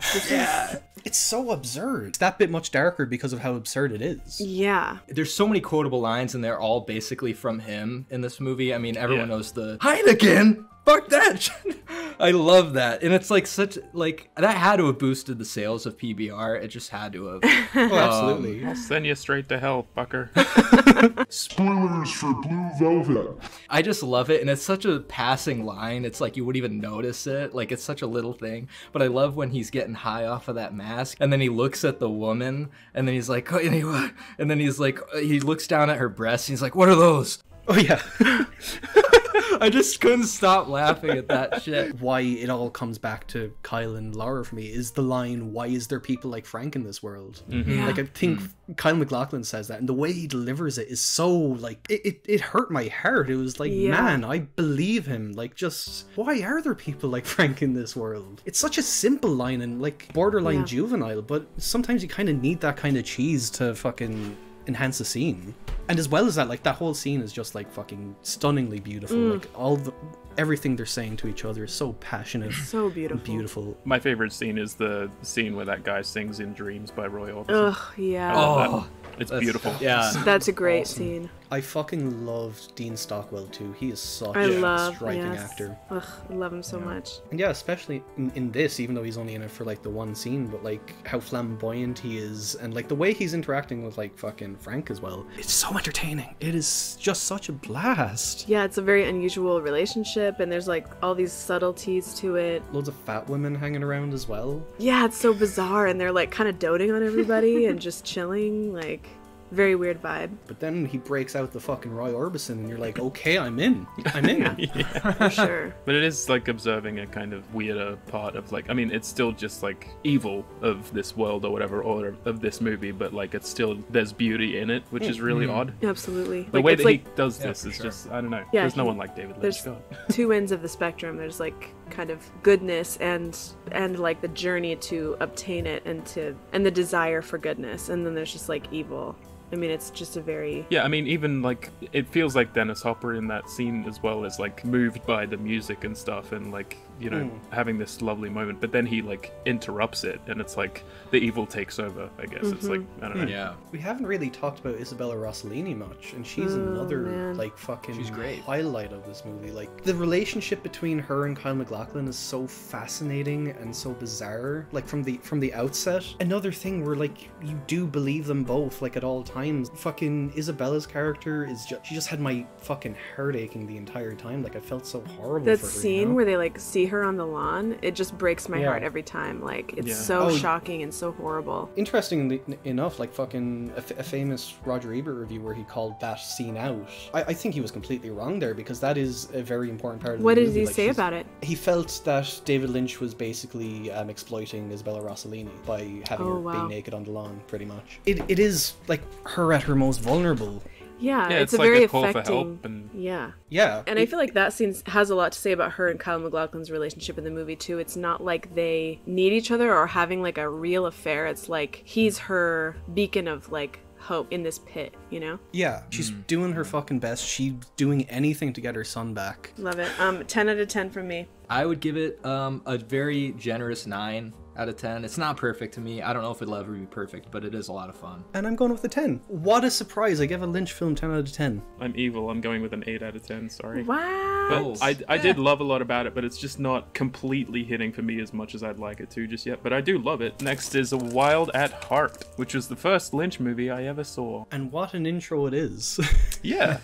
Yeah, it's an intro. It's Wild at Heart, came out in 1990. Young lovers, Sailor and Lula, hit the road to start a new life together away from the wrath of Lula's disapproving mother, who has hired a team of hitmen to cut the lovers' surreal honeymoon short. Mothers, am I right? I Yeah. don't Yeah. know. That's Laura Dern's real mom, by the way. And she's great. She's so fantastic in this movie. Oh, she's awesome in it. It only felt natural for Nicolas Cage and David Lynch's paths to cross at some point. Oh, yeah. Diane Ladd definitely kind of has Dennis Hopper vibes in Wild at Heart. Like, they are kind of Kinda, like yeah. same energy. Yeah. She's so over the top and crazy. And like, they're both really crude and vulgar and like, yeah, just evil. With this movie, for me, like, I go through, every time I've watched it, like, I've liked it a different amount. Most recent watch was probably the most positive, I guess, because now I've fucking seen every Lynch film. It's always been one that I do think about often, even if I kind of feel lukewarm about it at the time, because of that relationship between Laura Dern and Nicolas Cage. The chemistry between them, my god, were they dating in real life? Like, god damn it. Probably. It's so good. I mean, bringing it back to the very start, I love the opening Me scene. too. It's like, it's big fucking change from Blue Velvet. It's like right in your face. It's like wild at heart. Straight into that scene with the fucking beats Jesus, the where he shit out beats of the that guy. fucking Oh guy my God, to yeah. death. I couldn't stop laughing at that. Just it was so abrupt and it was so over the top, and the metal music playing over it. I Oh my could not God, stop yeah. laughing. Yeah, I was like, it was this is funny. fucking insane. amazing. Just comes in screaming like all in your face, and like Nicolas Cage is like giving it his fuck. He's Cage from the get-go. Yeah. He is. Like, god damn. As an outsider, this is kind of how I view America. This movie is the quintessential American movie, I think. I think this is America distilled to its core. It's a road trip movie at its core, and they're always running into like new weird people like along the way. And it feels like you're getting so many glimpses of just the American landscape and like the types of people that are around, I guess, because they're going from city to city. There's even the scene with what's her name from Twin Peaks, Yeah. where she just comes up and is like in one scene and then gone. It's The car wreck. yeah, the car wreck. Yeah. Just- It's a really disturbing, kind of sad scene. I don't know why, but I feel like this would make a really good double feature with Thelma and Louise. I don't know why. That's just the vibe I got. I still like haven't just seen that. 90s road like a trip. car- It's yeah. just 90s road trip movies. It's the same atmosphere. It's like there's people coming after them. It's like a buddy thriller movie. It's literally came out a year apart with each other, and it just they feel very similar in that way. So I think that would just be a great double feature for some reason. Yeah, I mean, this is a very strange movie. I think I kind of fell off it a little bit in the later half because, like, as much as I love him, when Willem Dafoe comes in, I'm like, I don't know if Oh, this really? is completely working for me. He's Yeah. hamming it up like way too much for me, I think, and I just was like, I don't know. Like, I mean, the character's meant to be like shitty and stuff, but like, Yeah. I like Dennis Hopper when he's doing it in Blue Velvet, but Willem Dafoe in this movie, it's just like a real like irritation to me. Like, it's just annoying, kind of. That is fascinating because, like, it's funny. This is probably the only time you'll ever hear a movie starring Nicolas Cage where somebody else is being too over the top and too Yeah, yeah. Totally. Willem Dafoe of all people, like, because we love Willem. But yeah, Yeah, I can see where you're coming from. I do like it because it is such a weird novelty type performance, just with the teeth, with the hair. His teeth He's are like so such gross. a character. We have to talk about, like, now that I've seen all of his movies, the gore that David Lynch like does, it's really affecting and really realistic. Like the bank robbery in Wild at Heart is so violent. It's really kind of shocking. It's really nasty. Yeah. That's a perfect segue into spoilers if you're ready to just free me Yeah, from yeah. spoilers. Spoilers for Wild at Heart. But Willem Dafoe's death is one of the best fucking deaths I've ever seen in a movie.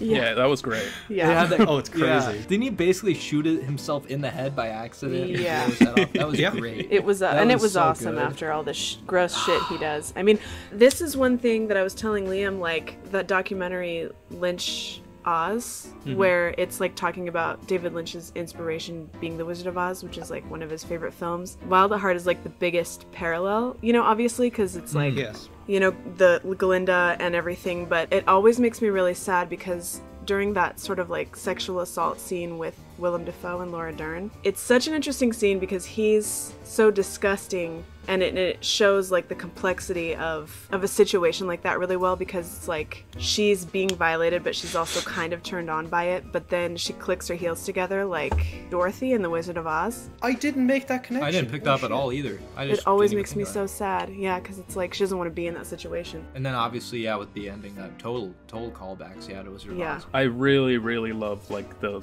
final few, like 10 minutes or something. The song that Nicolas Cage sings is beautiful. So good. Oh my god, I could listen to that for days. From the point that he gets out of prison, I love the entire ending of the movie, and the Glinda the Good Witch scene is so fucking good. Yes. And like especially because she's played by Cheryl Lee, it kind of adds that extra element to it that it wouldn't otherwise have, I guess. Where like, you know, she's the symbol of purity in Twin Peaks, she's the symbol of good in Twin Peaks, and again here she is the symbol of good. It is so beautifully done, and I love the conversation that he has with her, and I just love the revelation and him fucking running Him back to her. apologizing for calling those guys homosexuals. Yeah. And he's like, I'm gone, I'm gonna go sing to Forgot my about lady. that.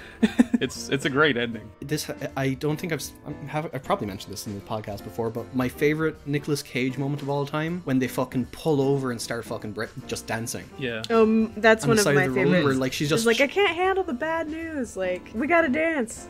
Can't take this no more, sailor. I love it, and his handstand like out of the car, it's so good. Oh, yeah. It is great. And that's such a good like David Lynch scene too, because I do feel like David Lynch just hates the bad shit in the world, you know, and that's just Yeah. like a tiny little segue Yeah. where she's like listening to all these horrible stories and she's like, I have to have like a happy, crazy moment. For me with this film, the only thing that I don't really give a fuck about is like the Grace Zabriskie bits. Yeah, they're like, I just completely forget about them, honestly. But yeah. They're very forgettable and overall inconsequential. Like, I know Harry Dean Stanton gets caught up in that, but that aspect of the film doesn't interest me at all. I think it kind of detracts from some of the rest of what's going on as well. Oh, and also, sorry, as well as that, fucking the scene where Harry Dean Stanton tells Diane Ladd that he loves her. Oh yeah. Yeah. So Brilliant. good. Oh my Yeah, god, that's a that's so really good- beautiful.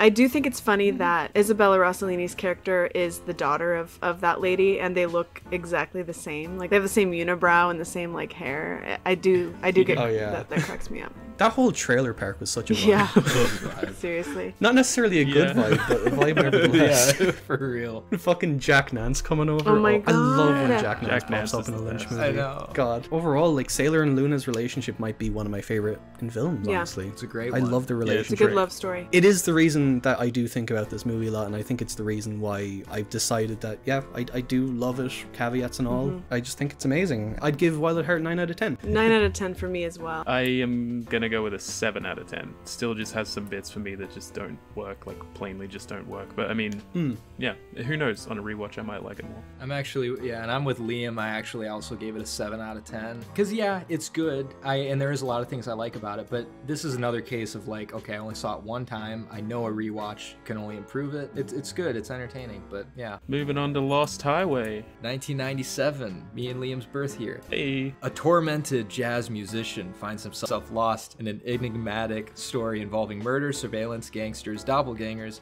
and an impossible transformation inside a prison cell. Fucking weird and crazy. I guess that sums it up. It yeah. does. I got yeah. This is definitely one of the more confusing ones, I think, because I was like, It is. what after? I think this is actually relatively Well, straightforward. maybe, but I I mean, mean, on the way paper. that it's like presented, it's like if you're trying to follow anything like logically, it's like, what's going on? I suppose from his point of logic, yeah, I forget about logic. Yeah, when you're watching Lynch, logic doesn't apply as much. Yeah, you It don't does. really It goes need out the window. I feel like this, along with two other movies. So, in my opinion, there's 3 David Lynch movies that are almost too weird for their own good, to where it is so hard to follow them. We haven't talked about 2 other ones. And this is a case to where it did work, though, for me. Like, it wasn't too weird to, even though it was hard following it, I did have trouble following it. I just still loved everything about. I don't know why. Like the Yeah, look of it's the movie, visually it gorgeous. just- you know, the weird guy that you see on every picture of this movie. Robert Blake. Yeah. Mystery Man? Robert Blake, the Mystery Man. He is like such a, yet again, like such a character. I just love the vibe and the atmosphere. Just that it's so ominous. This feels like his darkest movie and his most weird and depressing. By far his darkest, I think. I think that's added on as to why I liked it more than I thought I would. My opinion is that I think whoever introduced David Lynch to industrial music should get like a very big kiss on the lips. It's a match made in heaven. Yeah, great soundtrack. 90s industrial, like obviously it's got involvement from like Rammstein, Nine Inch Nails, fucking Marilyn Manson, the whole shebang. It does help kind of solidify that very dark and mysterious kind of noir vibe to it. Opens and closes with probably my favorite Bowie song. Yeah, it's a good Bowie song. Oh yeah. An absolute banger and used beautifully here. Like The shot of like the roadway and stuff, it's like it's so Yeah. energetic and Oh, so like fucking love like that it exhilarates you. It, so You're it like, is one yeah, of the I'm ready. best. I'm ready. One of the best openings, I think, to any movie. Yeah, fucking titles just like zooming in at you. Fuck yeah. It really does have some of the most iconic imagery when it comes to any of David Lynch's movies. Like just that shot of the road, the ongoing Yeah. shot of the road in the darkness. Yeah. I guess where do we start with picking apart this movie? Because like Exactly. it's a film of 3 halves. In a really. way, I wish we had more time. Yeah. My favorite parts of the movie really is just when they're receiving these videotapes. They're like, what the fuck? Like they don't know who's filming this, what's happening. It's so ominous, it's so mysterious, and it's so disturbing. I love that first half, that first third, whatever. Do wish the rest of the movie was kind of more like that. It is really 2 different movies, honestly. Yeah. Yeah, the video parts I think are really important for the plot of the movie. Like there's still some things that I like want to put together, but Liam and I talked a lot about like Bill Pullman, he's telling the cops that he's been getting these videos and he's like, I don't like being recorded because I like to remember things like as I remember them, like not as they actually happen, which I feel like is kind of a big, what am I trying to say? It's like a big arrow into like Theme what of the the movie, movie, yeah. It's like fear and fantasy and anxiety. Yeah. That is actually something that David Lynch believes, though. He has said that in Oh, interviews really? before, like that line, which is why it was kind of jarring for me, kind of hearing it in this movie again. It's just like, oh, does Lynch kind of see himself in this guy? But I don't think so. I hope not. Yeah. Fucking hell, I hope not. David Lynch made this movie in the midst of, you know, he'd been like married and divorced like 4 times, and people think that one of the underlying themes of Lost Highway is like kind of like a fragile masculinity because he utilizes definitely. light in this film, and it's like Bill Pullman can't like satisfy his wife, and then when he goes to jail, he like becomes this alter ego. I was reading like a really interesting breakdown where they were talking about how you want to be seen as like cool and mysterious, and there's like a element to the film whenever he's being filmed or whenever he's like in a bright light, he feels really vulnerable and anxious. It's only when he's like sort of committing violence in the dark and like doing all these shady things, that's when he like feels the most powerful. Patricia Arquette is like this sort of unattainable sex symbol, you know, and she even says in the movie like, you'll never have me. Like it's just such an interesting point of view. I think we should get into spoilers. Yeah. Probably. Sure. Spoilers for Lost Highway. To me, this movie was about cycles of abuse. Mm-hmm. That is like clearly the point of the movie, and I think the protagonist is just a man racked with tons of guilt from that, and he can't navigate that, and he just projects this one person onto every woman he meets, I think. And so that's why, you know, he sees every woman as basically the same. The cycle of abuse continues. Interesting. But also the mystery man, it feels, what would be the best way to say it?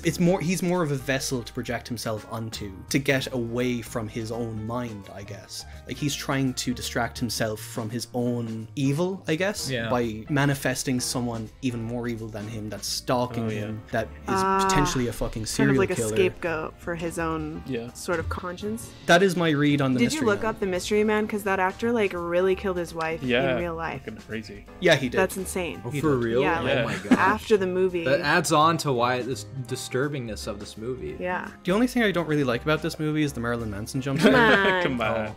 Oh, is he in there? Yeah, he's in there. Yeah, he was in the porno at the Yeah. end. Oh yeah, okay. Him and Twiggy Ramirez. I really like the tailgating scene. Yeah. The tailgating You know how scene was many hilarious. traffic accidents there are each year? Just ramming the car. Yeah. All fucking perfect drug plays. And like that, yeah, Nine Inch Nails wrote that song for that movie, and it's like the only time that song is That's played. awesome. Wow. A lot of my problem kind of talking about Lynch movies is just how much there is and like what I want to focus on. It's kind of hard to narrow my points, but it feels like without this there'd be no Mulholland Drive. It kind of feels like this is the genesis Yeah. for that in what he's doing with like his character work. Even like the cops and stuff, I felt like they weren't that prominent in this, but like there was like, you know, little cutting back and forth, like when Patricia Arquette and Balthazar Getty are like sleeping together in the motel room, and you cut back to the cops and it's just like, what a job, Lou, huh? It's like, you know, that Yeah. kind of stuff. That I think that leads Yeah. directly to Mulholland Drive, where obviously that's a bit more stoic. It was shockingly funny at times, like fucking Richard Pryor just screaming like, "Oh, Petey's back!" I like when those two guys in the jail are talking about like the wife killers in the like which one. Yeah. Oh yeah, Yeah. The last 20 minutes, half an hour of the movie, fucking perfect. Yeah. It's such a Yeah. great way to end the movie. It's so psychotic. The sex scene in front of the car, that is like really stunningly shot and beautiful until, you know, it all goes to shit, but it works. It all goes to shit. I'm sure Yeah, he it lived does. happily ever after. 10 out of 10 from me. 10. I'll go with a 10. Wow. Yeah, I think this is a 10. This is definitely a lesser 10, I Yeah. guess, but I still like adore it. There's not much I don't love about it or gel with it. It's really much. weird and cool. I would go with 9 out of 10 yet again. I can't call it perfect yet. I really want to though, so I will come back to it. I'm going with an 8 out of 10. Still a lot I want to get out of it, but it just hasn't quite gotten there for me yet, but I'm sure it will. A straight story. His order is very strange. That is funny. Going from his darkest movie to his most heartwarming movie. I always thought that the movie was called like The Straight Story because it was like really like frank or simple. And then, you know, of course, we'll introduce it and everything. But now I kind of think of it that way still. It's like, yeah, it's just like the straight story. Like it's just like, Yeah, it is. And I'm going to attempt to describe the plot to this without looking at Letterboxd as a mental test. Yes. Because if I cannot describe the go. straight story without looking at a phone, then I'm stupid. Yep. Yep. So it's based on a true story. This guy who it's an old guy, and he finds out that his brother has a stroke, and he wants to go. There's some, you know, tense feelings between them. I feel like, I don't know, they haven't talked in a while, haven't seen each other in a long time, but he wants to visit him, and he can't drive because, you know, he's old and has problems. And yeah, he ends up getting on a lawnmower and he goes across the fucking state or whatever, wherever he goes, a long time to try and visit his brother. Yeah. A Walt Disney production. yeah. It is. It does kind of feel like that. Feels like a Disney movie, but it feels like a David Lynch movie. It feels like a lot of things. It's funny because, like, I know we keep saying, I know several of us have said, like, The Elephant Man is maybe his most accessible. I think after watching this, I changed my mind. Yeah, I Like, think this this is. has to be. This is like a family movie. Yeah. You know, you're not going to throw on The Elephant Man with your kids to, you know, Yeah. like, as a family movie Well, night. why not? Like, but I would throw on, well, true, maybe my kids I would. Did not expect to love this as much as I did. I freaking love this movie with, like, all my heart. It just the entire atmosphere, it is so close to me because it was filmed in Iowa, which is where I was raised my entire life. You know, like some of these towns or places he passes by, I think I visited the grotto that he passes by. Like, I've been to these places. Oh, wow. That's cool. Yeah, so it just felt like I was in there. It's a Midwestern road trip. It is a Midwestern road trip, and that's so it's gonna hit me in that way. Brilliantly simple movie. I don't even expect us to talk much about No, this not because really. I mean, it's it's in the title, The Straight Story. Like, it is that simple. Yeah. It's so beautifully written and acted, and like Richard Farnsborough, is that his name? Farnsworth, sorry. God damn. Amazing lead performance from him. And I love, even though it's only really delved into in like the first, like, say 20 minutes or so, the relationship between him and Sissy Spacek is so just so good. heartwarming. I love it. And I love the scene where he's just looking out the window and like there's the storm going. It's so, a beautiful moment. The people he encounters along the way, it's like everybody just wants to do good and like help him, and I feel like it's just so wholesome. I'm sure David Lynch loved making this is. movie because I feel like he did love the good in people. I didn't think about this, but like you're right, all the movies up till this point, literally almost his entire filmography, a lot of times the evil overshadows the good in all of his movies. There's like one little spot of good, but like this, it's the opposite. Like it's like it all It's feels overwhelming nice and goodness. hopeful. Yeah. You know, and that was really refreshing. But he still puts in his weird little Lynch stuff, whether it's the music or some of the cast. Like, you know, it's Or a the David deer Lynch scene. movie. Oh, the deer Oh, scene, yeah. oh, yeah. Oh, yeah. that was amazing. That was hilarious. Yeah, I love that. I blast Public Enemy out the window. It's very just simple and sincere, and I think my favorite section of the movie because of that is like the whole section where like, you know, his tractor breaks down and he has to get it repaired because he fucking barrels down a hill.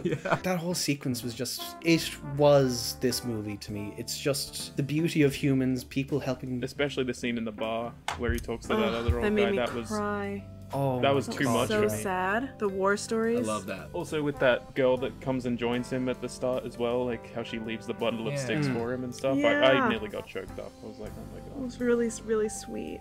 Yeah, it's so beautiful and sweet, and I guess this is the only really spoilery thing we can talk about, but I'm not going to say what it is, but the ending, no one else would end it there. Right. Yeah. It was Yeah. perfect. Yeah. I mean, I've said like I've loved the endings to most of his movies, but like I think this is my favorite ending to any one of his movies, and probably one of my favorite endings ever because of how confident it is where it ends. Yeah. The movie would not work without it. I think it would be worse if it continued after that. I agree. If it doesn't give you that full closure or whatever happens afterwards, it gets you to the point it needs to. It does. Just so much affection radiating from this movie. When he like first gets to Lyle's house and you can see in just in that moment that he thinks that he might be dead. There's so much build Yeah. up even in that Yeah. moment. It's so he says so much without showing too much. I mean, yeah, if we want to end it there, we can give ratings. I mean, there's not much else to say, is there? Yeah. I mean, it is pretty straightforward, I guess. Yeah. I would give it an easy 10 out of 10. It's the only David Lynch movie to get me emotional. Like, I don't get emotional easily, but I was getting very emotional at this. 10 from me too. I think it's pretty perfect. I give it a 10. I'm gonna have to break up the party. I'm going with an 8. Excuse me? An 8 out of 10. that was our last chance. I'm sorry. I'm gonna cry. I love it. I love it a lot. Moving on to Mulholland Drive. His most popular movie, easily.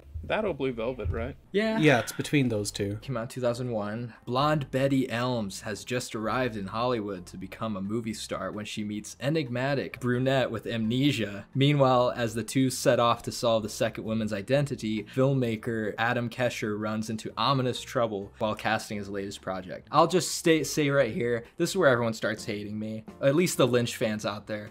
But I don't hate this movie, but I've seen this movie 3 times, and I still don't see the magic. Me personally, I understand why people like it, and it's weird that I like Lost Highway so much and I can't even follow that hardly. But like this, I don't know. It's just, to me, I just found it frustrating. All of the puzzle pieces there that I felt like I just, you know, trying to put them together. Maybe you're not even supposed to, I don't know, but just like there's things in the movie I wonder like, why is this in here? It feels like 2 different movies. I don't know. I don't want to rain on the parade, but I just find it very frustrating, and I hate that I do. I know, it makes me really sad because I thought you would love it because it is 2 different movies, and I do think it's my favorite of his work because I felt like this was the first time a movie felt like it was going to be inaccessible, but then it really clicked and I cried at the end of it. Like it really hits me every time. This was my 3rd watch also, and it just hit me just as hard. I mean, I just think it's incredible, and Naomi Watts, I think she's incredible in this movie. I wasn't too sure about it, I guess, for a while, but it did start clicking with me a lot. And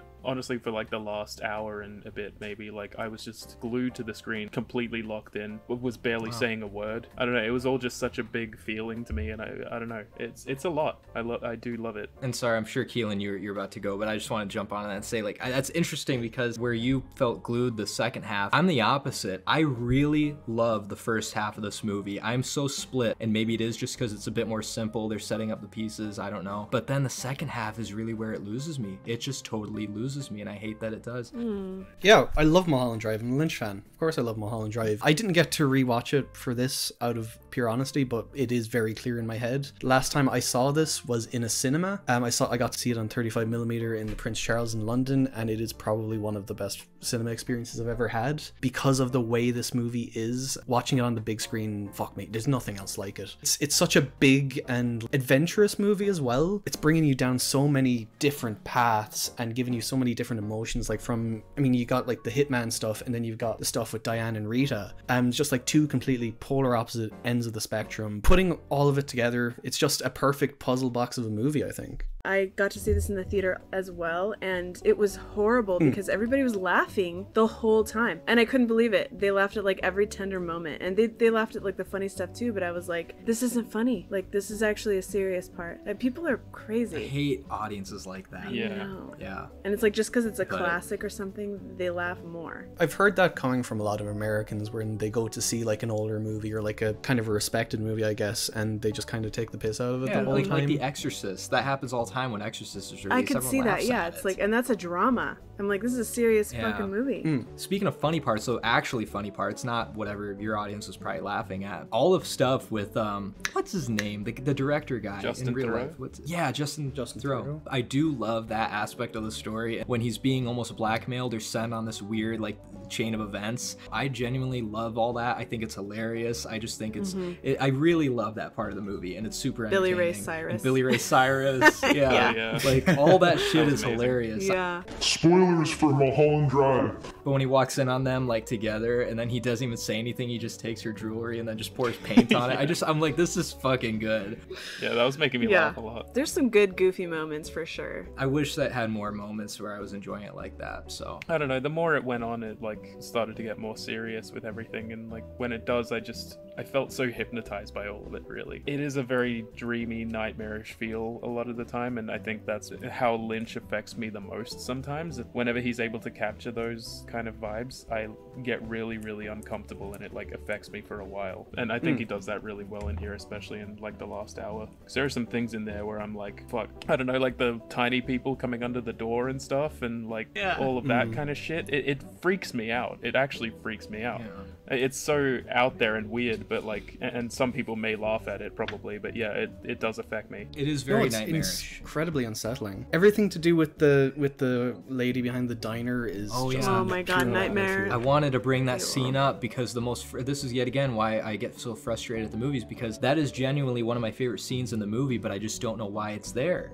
I know it has a deeper meaning probably, but none of the characters show up again. It's never referenced. You could take it out of the movie and almost nothing would change. I do think that the lady behind the dumpster has a meaning. I think that whole beginning part is about like, again, it's like a good versus evil underneath Mulholland Drive, and because Naomi Watts puts a hit out on Rita, the person behind the dumpster is like this general view of, I think, the darkness within humanity, and he's having a nightmare about it because he's like afraid of it. You know what I mean? Like, that's kind of how I saw it, I guess. I genuinely love though the just the ominous conversation that those two have together, like about that guy's dream. Ugh, I love it's that scary. scene. I think it's something that I'll definitely get more out of the more I watch it and stuff, and I will be definitely revisiting it sometime, because it was such a really like a visceral experience for me, like kind of like in the way that Eraserhead was, something I kind of find hard to shake. And the movie is like full of moments that just purely leave me like that, like the opera Oh, scene. yeah. Oh my Like when they're in God. Club Yeah. Silencio, her singing, and like there's barely any instrumental accompaniment. It is so Stripped dreamlike down. and so beautiful, and it's just such a great scene to live in. Moments like that in movies, like I didn't even say it when we were talking about Lost Highway, but like there's a part in Lost Highway like when fucking Balthazar Getty sees Patricia Arquette get out of the car, and it's like in slow-mo. It's just so beautiful. I love little moments like that. I think Lynch does those like little moments so beautifully. Yeah, again, like this movie is kind of like a movie with lots of little moments like Yeah. that, especially towards the latter half of the movie, which, you know, gets more surreal and more heady, I Yeah. guess. Hey everyone, it's Liam. Guess what? I screwed up the audio again. This will be the last time because I just keep forgetting that it caps out at 3 hours every time I do a recording, and we recorded over 3 hours. I had to use the audio from OBS, and honestly, it does sound quite Lynchian, so maybe it's a little bit fitting, but in some ways, it's kind of just bad. So, yeah, really sorry about that. Will not happen again, but I hope you enjoy it nonetheless. It's only mine and Julia's audio that does this. Quinn's and Keelan's totally fine, but the rest, yeah, just power through if you want to listen to this episode. Love you guys. Thanks for listening. I think it really affected me though, because it's like the movie's really just about depression and heartbreak, and I love how like the first half of the movie I saw as like her dream and her kind of fantasy about what being in LA and becoming an actress could be, and it's like a distorted version of events. And the second half is her realizing that Rita's cheated on her. So like there are so many moments that really build for me, like when she's masturbating in her apartment and the camera's out of focus and then it keeps like going into focus. Like there's so much despair in that scene, and then all these scenes with like smoke, which is like alluding to the fact that this is a fantasy and she's actually like committed suicide. And when you find out that it's her in the apartment, like I just can't believe it. It really shocked me. The dinner, when she goes to dinner and she's watching Rita like interact with everyone and she's just like shaking. That is such a good scene. That's such a painful scene. So sad.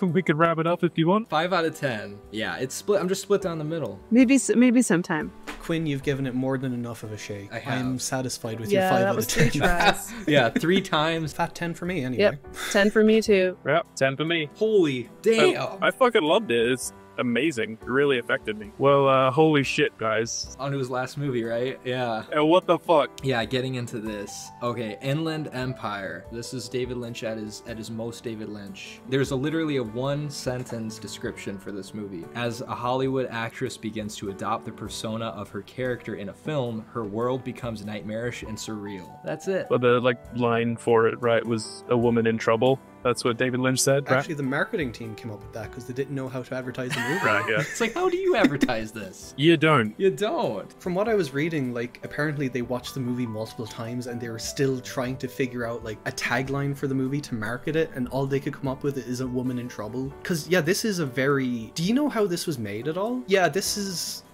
I mean, obviously it's a very experimental movie, but I guess none of you will be shocked to know that there was no script for this movie and it was kind of done on the fly. Wow. According to Laura Dern, Lynch just called her up and was like, do you want to experiment? That's the genesis of this film. It's interesting watching this film and seeing... I mean, I didn't know that before watching the film, but like in retrospect, I can see what they were going for there. It was very effective for me. I'm not going to call it cohesive. It is not. Don't think it's meant to be cohesive, but I think the emotions I get from the film kind of more than justify the movie to me. Like, overall, it's just kind of like a fucking incredible acting showcase for Laura Dern, first of all. Like, my god, the woman like goes through like a whole string of emotions in this movie and she pulls them off so effectively. Again, I'm just so impressed that from shooting with no script and doing like, okay, we're just going to do this scene, they managed to actually craft somewhat of a comprehensible film. You probably think otherwise, but it does make sense to me in ways that I can't really understand, but like that is kind of Lynch at its core, I think. Weird reaction to this movie. I honestly didn't expect to love it as much as I did. I thought I would be kind of middling on it because of, you know, its length and how everything I'd heard about it before and how abrasive it is, and all of that was absolutely true, but all worked for me so well. Sense of dread running throughout the movie that it's kind of unshakable once you finish the movie, like especially since you've been sitting with it for so long. It affected me so much. I loved Inland Empire. I can't believe I did, but I loved it. I adored it. It was my first watch last week. Oh, wow. Okay. I got to see it in the cinema. One of the easiest ways to enjoy this movie is if you are a seasoned Lynch fan and you're a hardcore Lynch fan, to really be forgiving on what, like, really just like put yourself in his hands with this movie, because you're in his hands for 3 hours and you don't understand hardly anything. He is asking so much from the audience here. Yeah, he puts so much trust in the viewer, but you have to put so much trust in David Lynch to be on this ride for 3 hours, and it is hard when not only is it not really cohesive and very comprehensive, but the movie just doesn't look very good, and I wish it looked better. I disagree. I think it looks good. I think for what it's trying to capture, it looks really good. Well, this was David Lynch's first movie shot on digital, and it shows for me. Like, it's not on film. Like, I do agree with you in a lot of aspects. Yeah, I mean, I think I got lost in the world, but I didn't like a lot of it with the film style. Yeah, I know it was meant to be experimental, but it literally was giving me flashbacks to Dancer in the Dark. I'm like, oh god.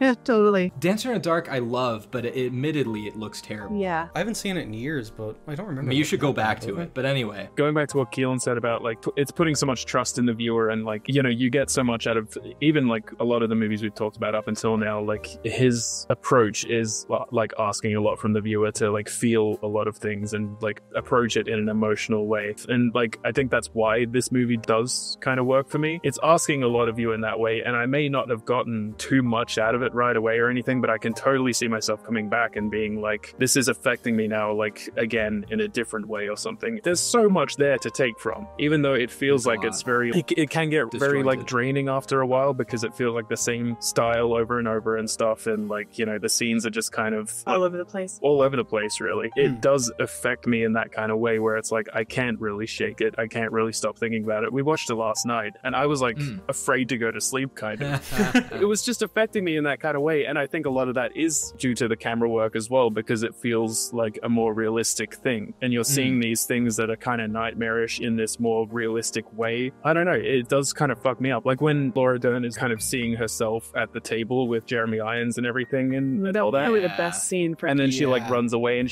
you see like a figure in the back window and stuff as well. Like, it's really fucking scary to me. That scene terrified me. It did scare me. I mean, it was like that Lake Mungo thing, you know, like that's what's pretty scary scary. Jesus, yeah. But thing is, a lot of that digital camera work worked in some ways because Quinn was saying, like, if you like Lynch, you can kind of appreciate these different aspects. But at the end of the whole movie, I just felt like, okay, that was like 3 hours of major experimental stuff. And I sometimes feel like, do people love this movie just because it's weird, or does it actually have a point? Because I love Exactly. David Lynch like a lot, and there was some things about the movie that I loved, like the scene that Liam was talking about. Mostly dislike, but then there were moments of like, oh, this is a cool idea. But it was like lost in a Exactly. sea of like, Yeah, I can this get is that. really boring. Yeah, no, I'm totally the same way. Yet again, just like Mulholland Drive, it's a movie of moments, and like I love, because there's stuff I do love in this movie. Like I love the visuals, and this isn't even, that's the thing about this movie. I could talk about all this, and it's not even spoiling it. So like the stuff with the rabbits, I fucking love the rabbits. I don't know why. Yeah, it Oh, was yeah. really creepy. I didn't love the rabbits. I was like, these are just You weird didn't? and quirky to be weird and quirky. But it's all so dreamy and nightmare and stuff, and that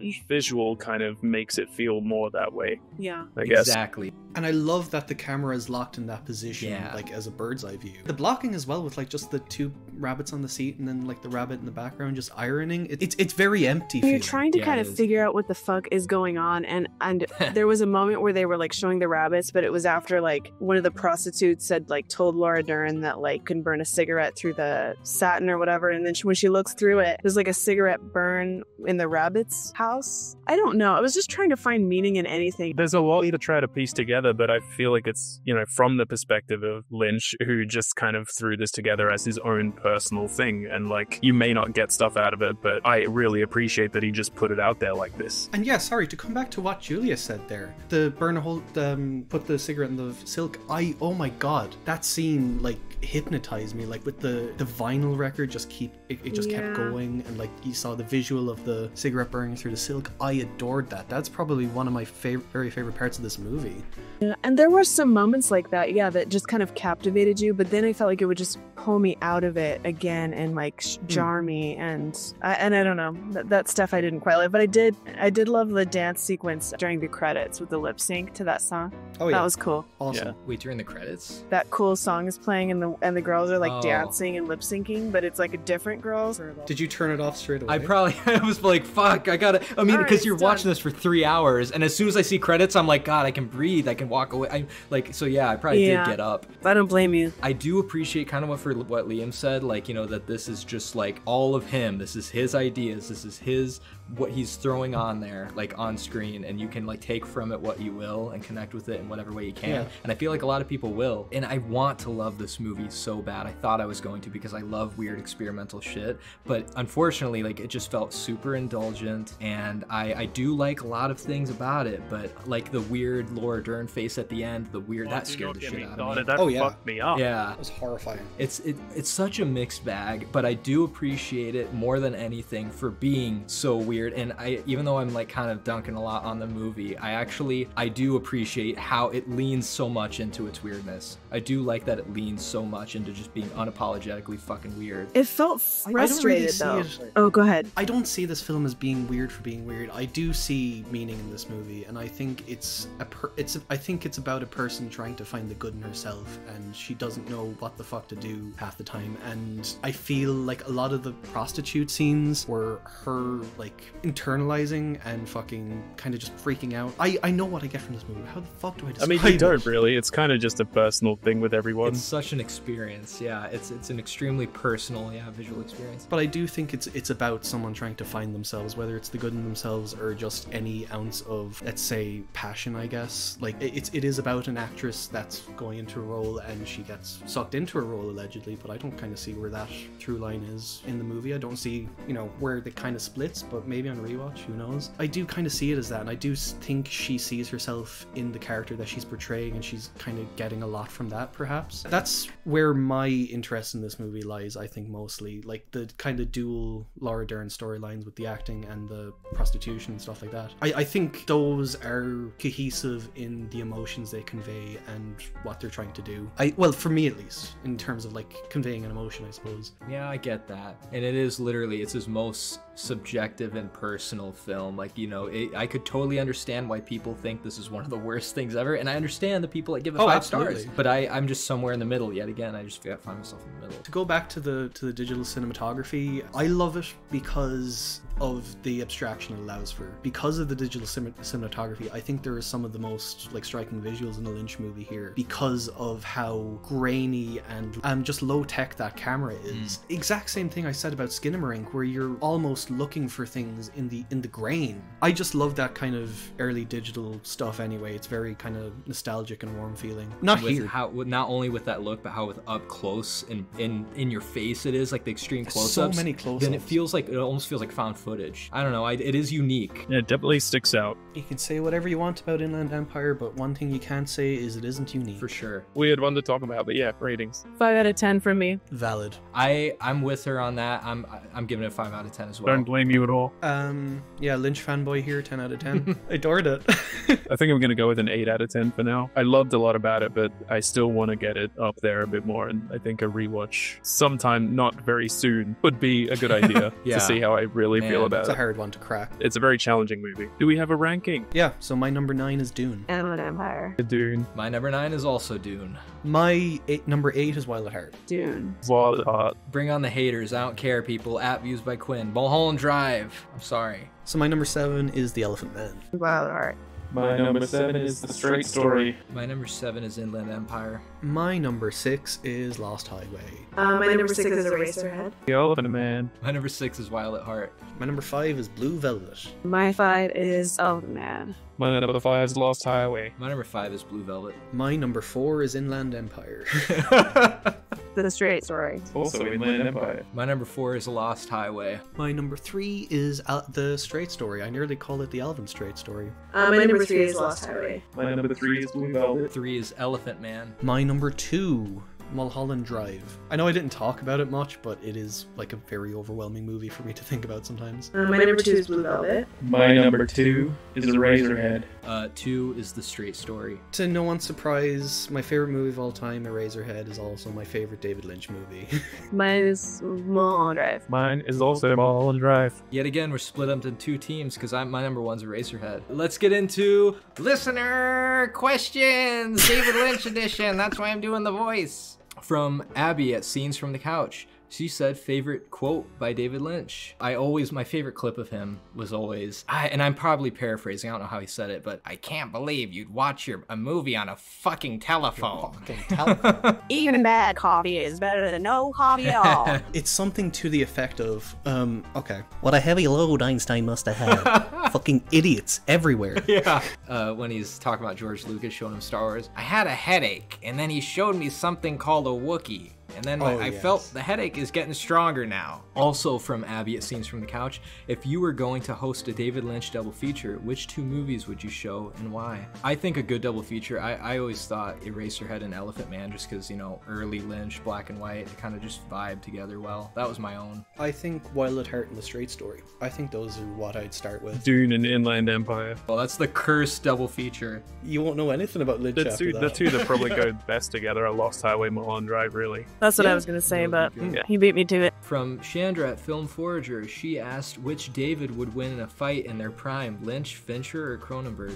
Are we talking like actual fighting or? I know. I feel like Cronenberg would probably lose any fight because he was just He's the little weak link, weasel. in my Yeah, opinion. just a small, skinny guy. I think Fincher's the most likely one to fight. Yeah, Lynch is not a Probably. fighter. He's too pure. Yeah. Fincher seems like he has that fucking darkness in it. Yeah, I can't imagine Lynch punching anyone. Cronenberg kind of strikes me as Weasley, and Fincher is just kind of like a normal They dude. just a probably dude. would like just talk themselves out of fighting because they all They seem probably like would. dorks. They just go get a drink together. From, this is a new one, Bay Deeren? I sometimes wonder why we never really see the White Lodge when the Major goes there. That's Twin Peaks. Move on. Okay. We gotta Yeah, move I on was from that confused one. At that. Maybe we'll bring it back up next. Yeah, we'll bring episode. that one for next episode. From Brian's Film Log.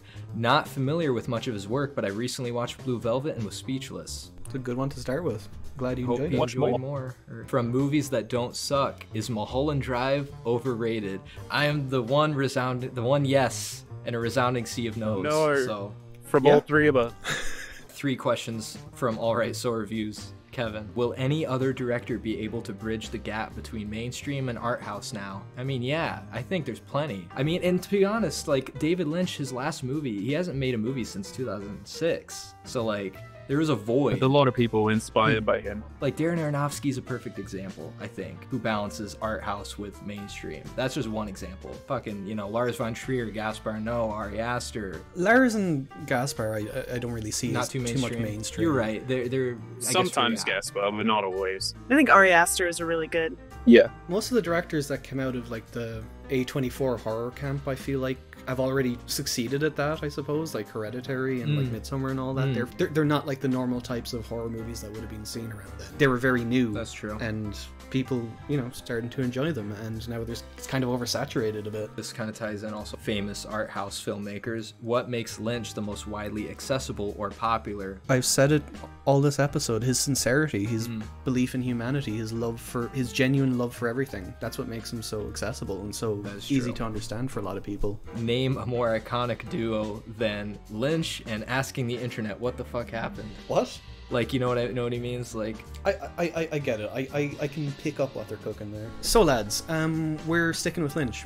We're going back to Twin Peaks. So we're doing season 2, episodes 10 through to 22. So that's roughly like the same amount of episodes we did in the first episode. And we're also doing Twin Peaks Fire Walk with Me. It's those 13 episodes, the movie. That's my recommendation for the next podcast. yeah, so okay, signing off. You can find me at Views by Quinn on Letterboxd, Instagram, all that stuff. Find me at Liam and Hyde on everything. I have a link tree with Letterboxd on Instagram. I also have a link tree. Only shallow on most things you'll find me. And I'll be posting stuff. Well, not posting, but reviewing, I guess. That's about it. And should I do the peace out bitches in David Lynch voice? Rest in peace yet again, David Yes. Lynch. That was Rest in just- peace. Absolutely. Was for you, bud. And that's about it. So bye everybody and peace out, bitches. Fuck yeah.